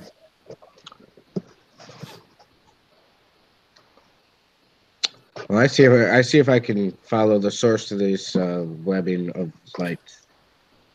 Yep. You follow your way up, and you're brought back out of the water, and you see that as you come out of the water, it's actually a little brighter, and you grab onto the ledge and pull yourself up, and you see that the room now is actually tiered. So like there's basically all around the circular shape different tiers, and you notice that the water is kind of quickly rising. And when you came into this room, it was only about four tiers of ridges deep, but now as the rain has been pounding on for about a round or two now, it's already escalated up 2 tiers higher and is almost halfway filled the room at this point. Not a problem for you, but as you look over, you see that Livy is now almost waist deep in water, and Octavio's below. Neither one of them seem capable of breathing water. You look at the light though, and you follow it, and it basically leads you to this what's the word I'm looking for? Like little shelf, I guess. That's not the correct word. I can't think of it. But basically like this protruding shelf on the side of the wall, which you didn't necessarily notice before because the way this room is carved, it's all kind of just ends and odds kind of popping out. But this shelf you kind of find your way to. The light is now emanating up, and there's a scripture written in it. What languages do you speak? Do you know? Celestial and common. Celestial and common. All right, interesting. You do not recognize the languages then. Okay. That sucks. Mm-hmm. You see now you're on the opposite side. You see Livy is kind of posted up across the room from you where the entryway is. You do indeed see that the entryway is sealed off now, and there doesn't seem to be any other exit in this room. As you give it a quick scan, you look up and you see that folded stone ball is now basically creating like a makeshift kind of umbrella almost, I guess is the best way to look at it.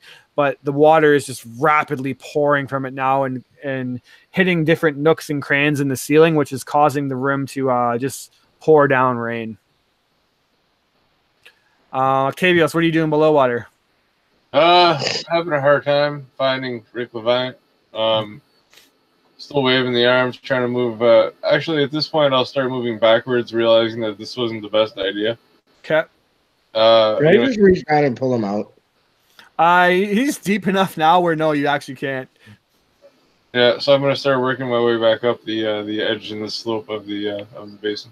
All right, give me a strength check as you're in armor and basically borderline disoriented. It shouldn't be that big a deal, but let's see. All right, hold on a second here.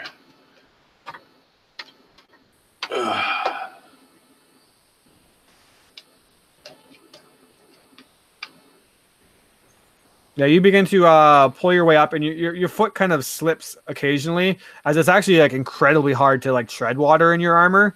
But you're basically like a weighed down like scuba diver, kind of stepping your way through, and you slip the first couple times on like the slope part of the floor. But then eventually you kind of grab onto one of the ledges, the base ledge, and you pull yourself up, and before long you're actually able to break the surface of the water, and you come right up, just basically. Just below Livy, like she's now waist high, and suddenly Livy bursting from the surface of the water is Octavios's face. Have you seen him yet? Have you? No, I can't see anything. Maybe there's a secret tunnel or something. And she's like trying to like think explanation, or could she maybe do like a lore or history check to see if maybe she's heard something about like certain people have special abilities.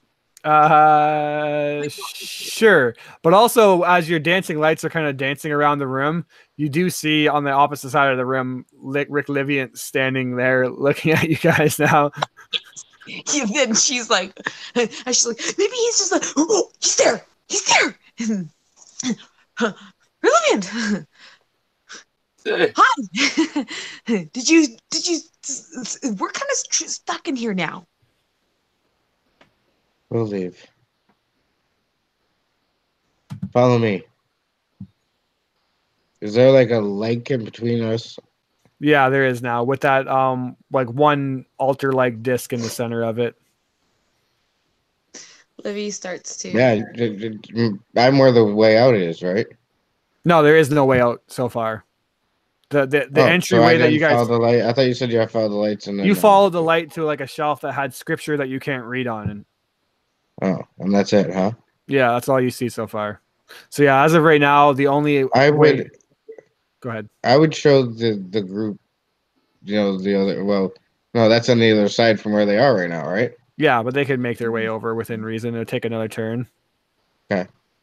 It takes another turn now, and the water is about chest level high, and it's going to be coming to a point now where you're actually going to have to start swimming in the rim. The the shelf that he points you towards, just as you guys get there, is now basically the water kind of rises above it, and you do see that there is some kind of faint blue glowing light on this like smoothed out stone. Almost looks like a kind of what's the word I'm looking for? A tombstone or something, I guess is what we're calling it. And there's something written on it. What languages do you? Yeah, if you poke your head in, you kind of like have to dunk your head into the water, bobbing for an apple, essentially. But you do, after a while, you kind of have to like wipe it away. It's dirty. You realize that it is written in Giant. I can speak Giant. Yeah, and you. Livy can comprehend language. Perfect. You read in Giant, those who can read it, that the rain will wash away all when left to pour. The rain will bring life, food, and so much more. We are the children of the storm. Together, the rain is ours to form. I would pop my head up above the water, and I would say, "The rain, shit," and I'd go back down. Gurgle, gurgle, gurgle, gurgle, gurgle, gurgle. And once I came back up the second time, I would repeat the whole saying to Livy and Rick Levine. Post it in the chat in a second or right now. And then, yeah, the rain will wash away all when left to pour. The rain will bring life, food, and so much more. We are the children of the storm. Together, the rain is ours to form. Does that mean anything to you? Will it be floating on our back? No. Rick Livian, you're brought back to the kind of you sitting around the campfire with your father again, and he's going over the different trials, and it actually does sound like a Doors song. Thank you, Warren. You remember him saying that being strong isn't necessarily always a individual act. The trials are something more than just being able to go through and brute strength your way through, which as a child was kind of what you relied on a lot, your strength and your power. And he would always tell you that no matter how strong you are, there's going to be a point in your life when you're going to need to rely on somebody else. And the trials are for you to take advantage of every potential weakness that you can have. So one day you will need to have someone that you trust to help you out and to aid you. Well, she didn't come in here with me.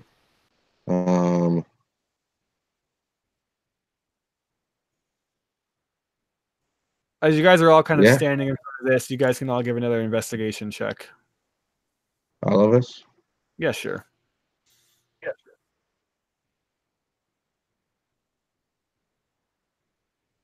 Investigation check.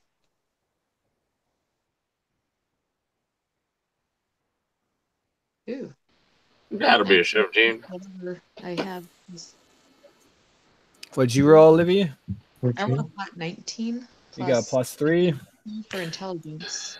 Yep. So Livy and Octavius, you notice that this stone sheet that has this scripture on it actually has more of this blue webbing like dim line kind of written into the back of it, and it starts to flow against the side of the wall now and carry on upwards, and it goes up to where the water hasn't quite reached yet, and you see that there's these ledges above that the different lights seem to be running, like these lines. They're almost like a line of glowing light embedded into the wall that seem to be carrying up. The water hasn't quite risen that high yet, so as far as you can see, it's just like protruding ledges almost on the ceiling. Are they Can we climb up to them? You could try to climb, but you basically just be climbing the straight up wall. Well, since the water level is rising, the buoyancy would be a little bit better. Could we use the water to swim up to them? Yeah, you could wait for the water just to raise up that high if you wanted to. That'd be like a couple of rounds of waiting. Okay. Anybody else have any better ideas? Livy's just there trying to float as best she can. What do these lines mean to you, Rick Leviant? What is this odd rock? Could be the Noonstone. Could be the rock that was made in the last room. What did you find at the bottom of this pond? I touched the sword again, and it made the light go away. And this odd And these, flappy yes, this odd umbrella. aura. I think we have to follow that. Yeah, Octavius will do his best to try to get to whatever's pouring out rain. I think this next trial, I need to rely on someone. Well, soon you can stand on my shoulders. Shit, we gotta hurry this up. I can do a rope trick if we need a safe place. Yeah. So a full round has went by then, and you're now that much closer to the ledge. It's up to you guys if you want to wait another round. And basically, if you do that, you're only going to have a couple more rounds left before the water completely encases this entire room. Sure. So is that what you guys want to do? Just wait it out? No, I'd like No, to. I want to try. I want to try to push it. I'll help boost up either Rick Levant or Livy up to the ledges, and I will start jumping up and down to keep my head above the water. All right. Let's No, do and I'll pull him up. Oh. Right? I'm strong enough to do that. What are you going to do? Sorry. Catch him. You know, I mean, when he jumps up, I'll grab his arm and pull him up. He's trying to boost you up. Oh, I see what you're saying. Yeah, he's going to boost you up to the ledge. Yeah, okay. When you pull yourself up to the ledge, you'll see that there's actually 4 of these different ledges in each corner of the room. And as you pull yourself up, you see that there's like this little gear that's kind of spinning and grinding, and the water is basically like pouring into this and running. And then as it is draining into it, you see that it's basically taking the water and circumventing it in many different ways and kind of funneling it down into the all around this room. As you look around, you see that there's 3 other of these exact same things on each side of this room. You see Octavius kind of bobbing up and down, trying to grab on. You grab his arm and pull him up. You're both kind of sitting on this ledge now with this gear in between you. Water just streaming into it powerfully and circumventing it to different parts of this room. I think she. I think he would do just the same thing that he's had to do all along. He's going to jump across and stab at the gear. All right. You stab into the gear and it kind of just stops moving. Clank, clank, clank, clank, clank. Basically, as you jam it in, you would look and see that stone umbrella momentarily kind of like grinds And then as you hear the gear just clank, clank, clank into your weapon, you would see that a part of the cut stone is also kind of shifting at the same time, jaggedly in the center of the room. Oh no. But the water still is just like pouring into it. Octavius would try to do his best after watching Rick Leviant shove his sword into this. He would do his best to try to get to another ledge and get to another gear, if that takes a movement or not. Yep. And as you get to the other gear, what's Livy doing actually? I feel like she's been floating because like you did make the recommendation of just like if we need a safe place, she could do a rope trick. But if they're trying to reach gears or something, she would offer like, is there a particular one that you'd want me to go after or help with, or I'm just going to keep floating here and waiting for to cast my spell if I need to. Livy, go for the gear over there. Looks, starts treading water or swimming. All right. You climb over there, and as you make it over there, it's at that point that we hit the round where the water completely encapsulates the entire room. Then you take your last gulp of air and then go down, and all three of you are at a separate gear now. If she will give it maybe 30 seconds, if she cannot, if this thing doesn't work, she is casting rope trick and figuring out how to get into her safety zone. All right. You guys all have a gear in front of you.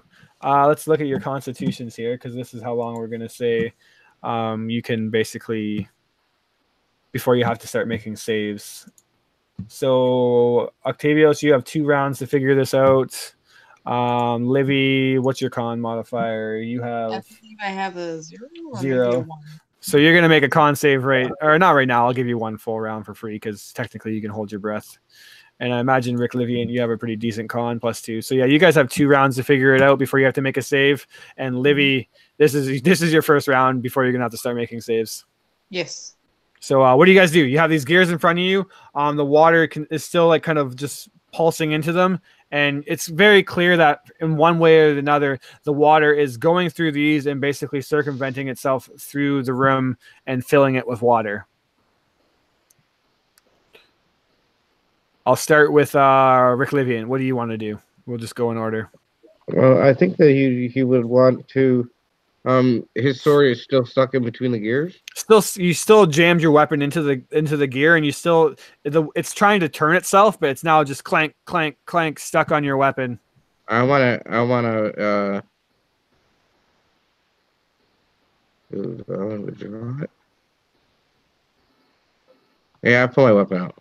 You pull your weapon out and it begins to spin, and then so that umbrella-like stone of folded smooth rock now shifts back into the place that it was before.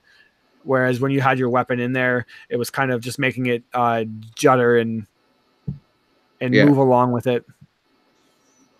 Weird.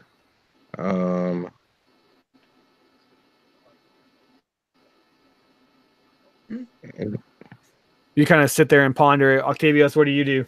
I'm going to jam the gear with the nearby rock and start swimming across to the 4th gear. Okay. Livy, what do you do? That's a really good question. I guess in similar fashion, if there is loose rock or something that is within grabbing, otherwise,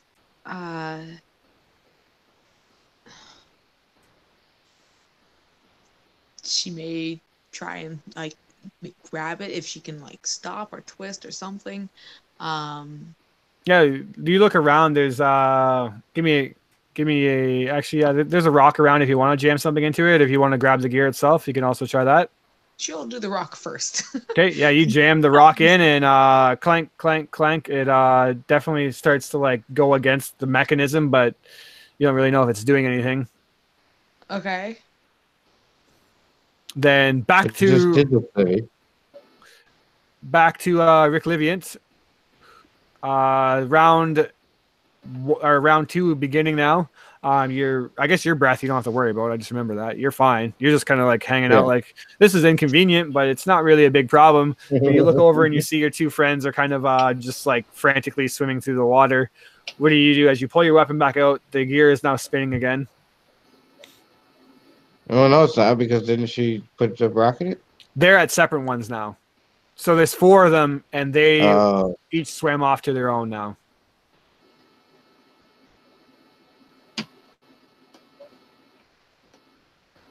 Did it seem like it stopped anything when it was not running?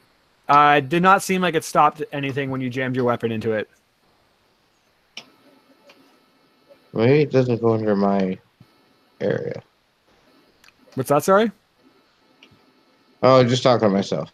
Okay.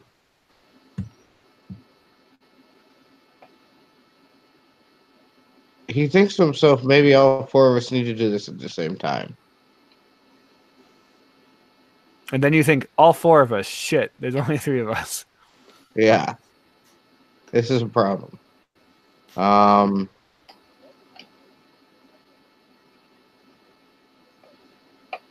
Do you want to try anything with the gear before I go to another person's turn? Yeah, I'm gonna stick my sword back in there, but be more aggressive this time and see if I can break the gears. All right, strength check. I would like to rage. Okay. Strength check at advantage. Oh wait. I have no time for your foolish puzzles. Poof. Yeah, exactly.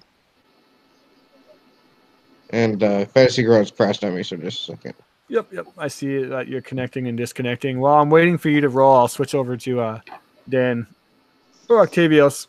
As Octavius reaches the second gear, hopefully, his breath wavering, his body starting to slowly convulse, he'll grab with his last move. He'll grab a close. He'll grab his warhammer from his belt, and he'll jam the handle into the gears right before his eyes black out. Wait, you're just blacking out? You don't have to black out yet. Well, it's second round, right? Do I have to start making saves, or how do I? What next round, you'll have to start making saves. All right, so I'll jam the end of my hammer in as I realize that I'm severely without breath. Okay. Yeah, you jam your hammer in, and all 2 of yours are clanking. Did you roll yet, Corey, or are you not connected yet still? I'm getting on right now. Okay. Continue. Man, come on, she crashed me again. Want me to roll for you? Or you want to roll a dice and I'll tell you what the modifier is? Yeah. I'll roll that. I got dice right here. Okay. Your strength modifier, don't forget, is at advantage, and you have a plus. It's going to be athletics check, +8. All right, I got a 28. 28. Is that a natural 20? Yes, it is. Nice. All right, so yeah, with incredible power, you slam this into the gear, and you don't break it. Well, luckily for you, only because you rolled natural 20, this wasn't actually going to work, but you rolled a natural 20, so I'll let it work. As you hit into it, you realize that you shifted the gear downwards. And as it goes downwards, it actually clicks. And then when it clicks in, it actually stops moving. And then as your weapon's kind of jammed in there because you hit it so hard, you're like, son of a, and you pull it. And as you pull, the gear begins to actually turn. And you actually have control of the gear turning. And you begin to turn it in a different way. Click, click, click, click, click, click. And then finally it clicks into place. And you look down and you see that one piece of this folded stone umbrella in the center of the room has now shifted its momentum and basically picked itself up and pushed up against the wall. Oh, so it will start draining. It hasn't started draining yet, but it's clicked into the wall on your section at least. Livy, Constitution saving throw. Woohoo! Let's do this. Alright. Well, she's probably panicking now with a nat 1. Nat 1. I was going to do every fail, put you basically at one step closer to basically like death saving throws. only for unconsciousness, but with a nat 1, that's 2 fails. So now you have 1 more fail left before you unpass unconscious. If she but can do anything, still. you can still have your turn, yeah. She's gonna cast rope trick because that's gonna be panic mode for her, where she's like, shoot, I need to. So rope trick and All right. So yeah, you basically you grab onto your lungs. You're gonna choke out. So you remain calm. You start to rope trick. Do the somatic gestures. Grab a powder corn extract or a loop of parchment, whatever material components you need, and then the verbal aspect of your spell comes out, and blah blah blah blah. Rope trick does not go off. For reals. For Lame. reals. Whatever. She's freaking out. You're freaking? Yeah, all right. They're like.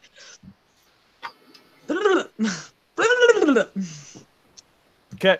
Do you want to? So just panic then? Oh. I guess action would have been If spent people trying to look cast over road trip. It's like definitely in her eyes, like Yeah. her gestures, and like she is now probably looking up and like seeing this like wall here, just like I need out, and like would probably be working up the wall. All right. Movement smack. Second round, Rick Liviant. You believe you have figured out at least what you're supposed to do with your end, and you look around and see that Octavius has a rock shoved into one and his hammer shoved into the other, and he's over there like big bubbles kind of coming from his mouth. And then you look over at Livy, who has a rock shoved into her gear also, and she's like full on like just kind of basically about to lose it. You can tell that she's really short on breath. What do you do? Yeah. I swim to the next closest one. I have a swim speed of 30. Yep, you can easily make it over to either the one that has the rock in it and no Octavius, or the one that has Octavius on it. Yeah, I go to that one. The one with Octavius? No, the one without. Okay, you get there. And I take out the rock, and I do the same thing I did to the other one. All right, slam. You slam it into place, and then you begin to just spin it. Click, click, click, click, click. And then another piece of the stone in the center of the room shifts upwards against the wall. All right. That's basically all you'd probably have time to do on your turn, unless you have like some kind of bonus action stuff you could do. I don't. All right. Octavius, this is the last round that you won't have to make a save. You're kind of in anticipation as you finish jamming your hammer in, hoping that all four of your allies have done the same to all four. You look around and see that actually it's pretty dark, so I don't know what you would see. So what do you do? Up to you, actually. Oh, what does what happened when I did this one? Did it move more? Yeah, it basically folded another section of the umbrella stone into the wall, just like the other. So it was broken off into many different pieces, this ball of folded stone. And now as you're turning the gear the other way, it basically is like retracting up against the wall, and now two pieces of it are doing the same thing. Okay. Octavius would instinctually think that Livy's having a problem and start swimming over to her. Okay. You get over there? And I would just, smile and give her the thumbs up. Beautiful. Livy, Octavius swims on over to you and gives you a thumbs up, as if the problem is solved. But you are, on the contrary to believing that, as long as our air is about to escape your lungs. Give me a Constitution saving throw. Yeah. Oh, that's better. 21. 21. You still have air in your mouth. Maybe it's just like, man, Octavius is stupid, and that just kind of distracts you for a second. Just kidding, Octavius. You're a great guy. I'm glad you think so. She looks worried. You see that you can, I guess you don't have dark vision either, do you? Or you have your dancing lights out, I guess. So yeah, you see that Rick Livian is up to something over there with his. I need concentration because I'm pretty sure. What's that? Oh yeah, concentration. Yeah, you can make it. Does it need concentration? I don't think it does. Let me check. If it doesn't, then yes, it's still there. Otherwise, I'm pretty sure her mind is far see. from any Freaking spell. out. Yeah. Yeah, it does need concentration. Do you want to make a con save to see if you can maintain it, or are you just giving it No, up? I think it would have snuffed out. All right, so yeah, you're in complete darkness, and you have no clue necessarily what's going on, but you do know that your rock that you've stuffed into the gear hasn't seemingly solved the problem. Yeah. As she continues searching, going upwards, or at least what she believes to be upwards in this. Now you watery- are there upwards. You reach, and the ceiling is completely water now. There's no air. Yeah, she's really worried. Okay. Rick Livians, round 3. Yeah, I go to the next thing. All right. Do you want to go to I the one vote with for your the next. the one with the hammer stuck in it, or the one with the 2 party members? I'm gonna go to the one with the hammer stuck in it. Okay. You And take the hammer out and do my duty. all right. Duty done to all 3 of them. Octavius, now you need to start making con saves. Yeah, Octavius is gonna have a confused look on his face, like, why isn't the water draining? What's going on here? What the? I think I have one left. It's a 10. What'd you Yeah, roll? you make Sorry, you cut out on me. That's a 10. 10. Well, what skill were you rolling? Thought it was a con save. Oh yeah, 10. Sorry, I'm a dummy. 10 is all you needed, so you're good. Ha! What do you do on your turn? I'll just continue to look around, dumbfounded that I did this properly.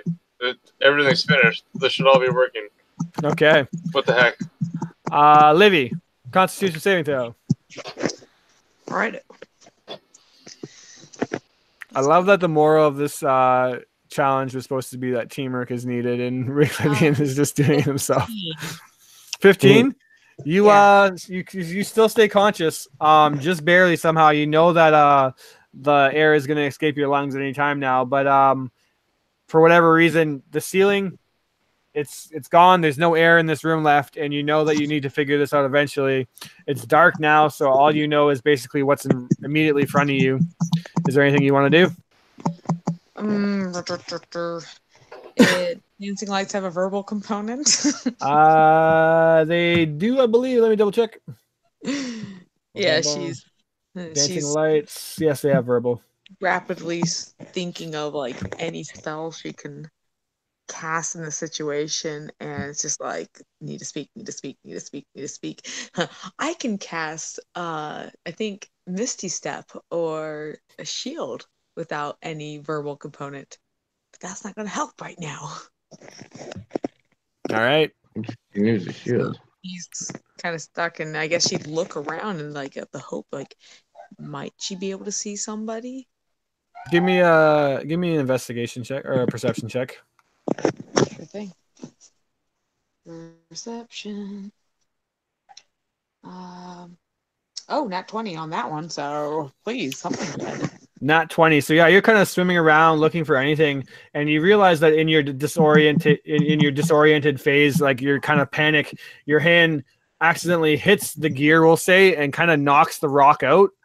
And then you're like, oh shit, I knocked the rock out. How are we ever going to drain the room? And as you go to swim and catch it, your hand kind of pushes on the gear itself and pushes it inward. Okay. So then you're like, that's new. I didn't know that I could do that. As you feel around, you would feel that it obviously can move. And then since out of character, you've seen what Rick Livian has done. I'll say that Livy kind of puts it together and begins to spin the gear. And the final fourth piece clicks. And as it clicks into place, all the water seems to you just hear the sound of draining basically. And as you look down below, you would see that the water begins to fall and fall and fall. And as you look at the side of the walls, it seems that the intricate etchings on the wall have created a new channel that is channeling the water elsewhere. And as you look, it begins to drain. You're each going to need to, or not each of you, but both of you that can't breathe water need to make at least one more, or no, because eventually you can just kind of go up to the ceiling and goldfish your little precious air. So yeah. Octavius will, as soon as the water is low enough, basically the Livy and Rick Levant will look around the room, and Octavius will be there on his belly, kind of still swimming on the ledge, and he'll look at both of them and say, "Ha! I got it. It just took a second. Rick Liviant, you're playing the wise words of your father that one day you're going to need to find people that you can rely on. And he must have been talking about this tomfoolery right here. You're like, maybe he wasn't actually, because you did that completely by yourself. Yeah. Almost. Yeah. Yeah. You're like, maybe you were wrong. We pan over back to Warrendale out in the rain, and it's been a good almost like 10-15 minutes now. Are you still just kind of hanging out?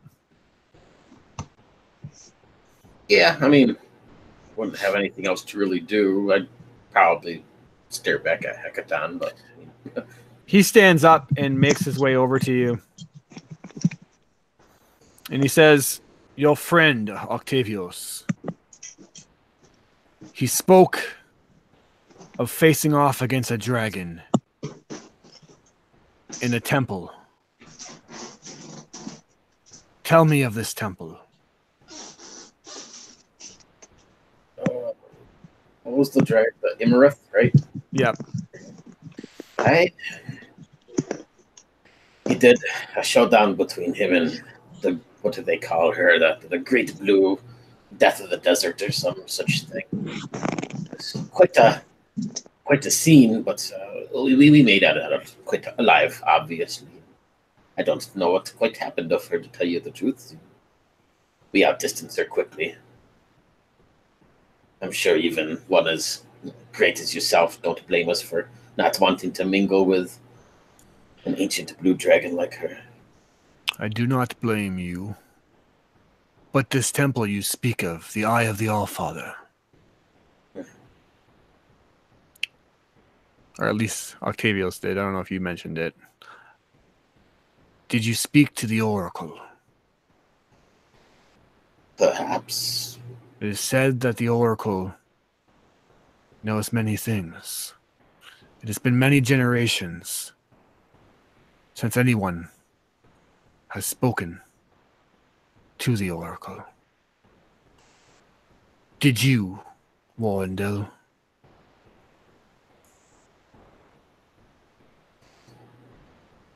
You see, the problem with the Oracle is that it speaks in riddles. We spoke to it, but and that I couldn't quite tell you what the hell it was talking about. Octavius asked it quite a few questions. I believe we had, what was it, 4 questions or so that he asked. Gave us some strange answers. He might be able to better answer them for you, but it was confusing, to say the least. What were these riddles? I am quite good at solving them. Not riddles like what's in a white box sort of riddle, but things we simply didn't quite understand. It said it could not locate you, and it could not understand why. It mentioned of something wrong with Maelstrom, but it couldn't sense what exactly it was. It was as if our questions it could not answer, which was strange of itself. I thought the Allfather knew all things, but he seemed incapable of answering the questions for me. You're saying the Allfather could not discern my location? Indeed. And what of Maelstrom? Again, he said we couldn't go there without some key or some such thing, and couldn't help us. You mean a conch? Maybe. You got one of them? Of course I do. Well, you should take us there then. And what purpose would I have of bringing you small folk to Maelstrom? Because the Allfather told us we were supposed to. I mean, you'd have to listen to him too, don't you? I mean, we're just kind of following the footsteps of gods here. I am but a small human being. Yes. It's been a grand journey, though. Met many lovely ladies.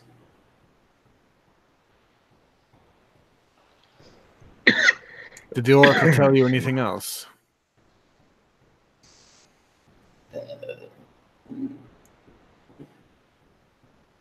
Not that I can remember. Just couldn't locate you. Had to get the key or the conch or whatever it is to go to Maelstrom, and wasn't quite sure what the hell was going on there either. It was indiscernible, but I don't think Octavius answered or asked the proper questions. Really, he's not the smartest fellow. Probably shouldn't have put him in trouble. He asked something about his teddy bear that he lost as a child. Wasn't able to help with that.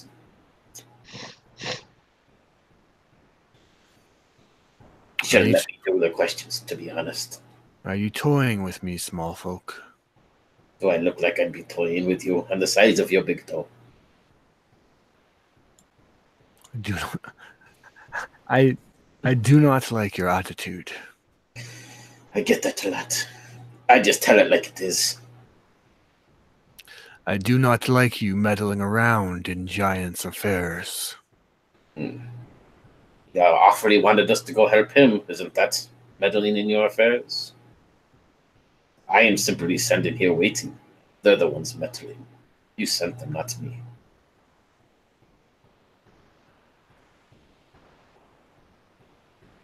Your friends are taking too long. So she must really want that stone. I would think somebody as powerful as yourself would help my patience more. Time is of the essence. You never know when an enemy could be upon you. How ironic. Well, Ironic. You should hopefully, have a seat and, eat a turkey leg like myself. Give it a few times. The wife has much faith in Reich too, I guess. So it seems, or not. But I might as well just wait. I mean, beautiful weather. and what do you plan to do when you get to Maelstrom?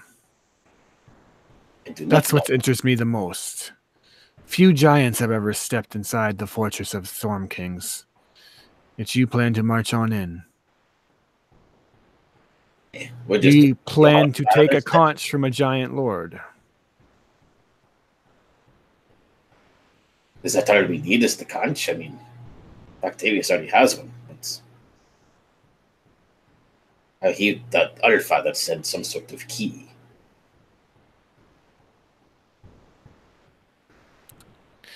It bewilders me how little you know and what you stepped into. How foolish of you to think that you could stop it. Stop what?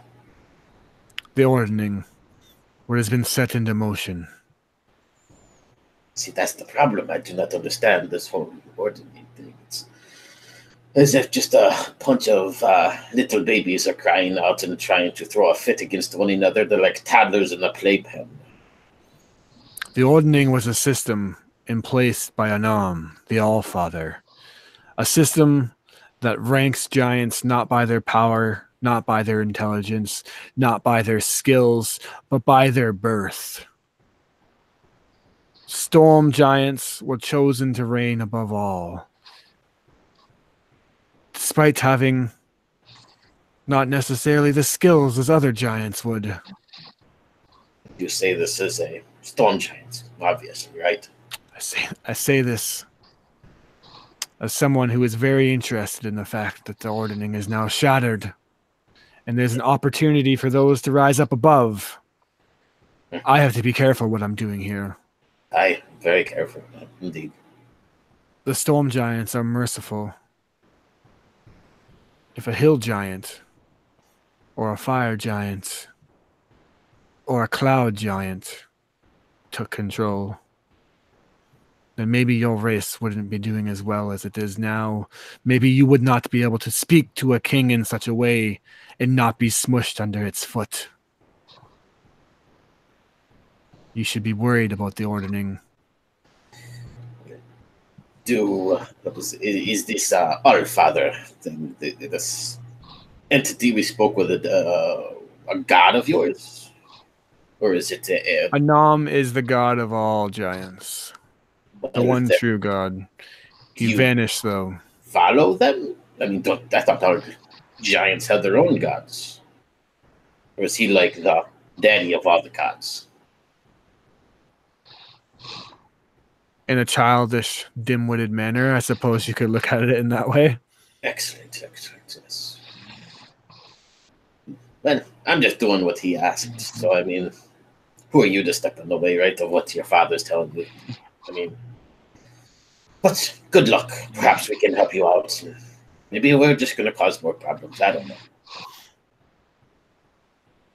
We will see, I suppose. And I think since it's getting late, that's probably where we'll end it for now. All right. Brilliant. Hey.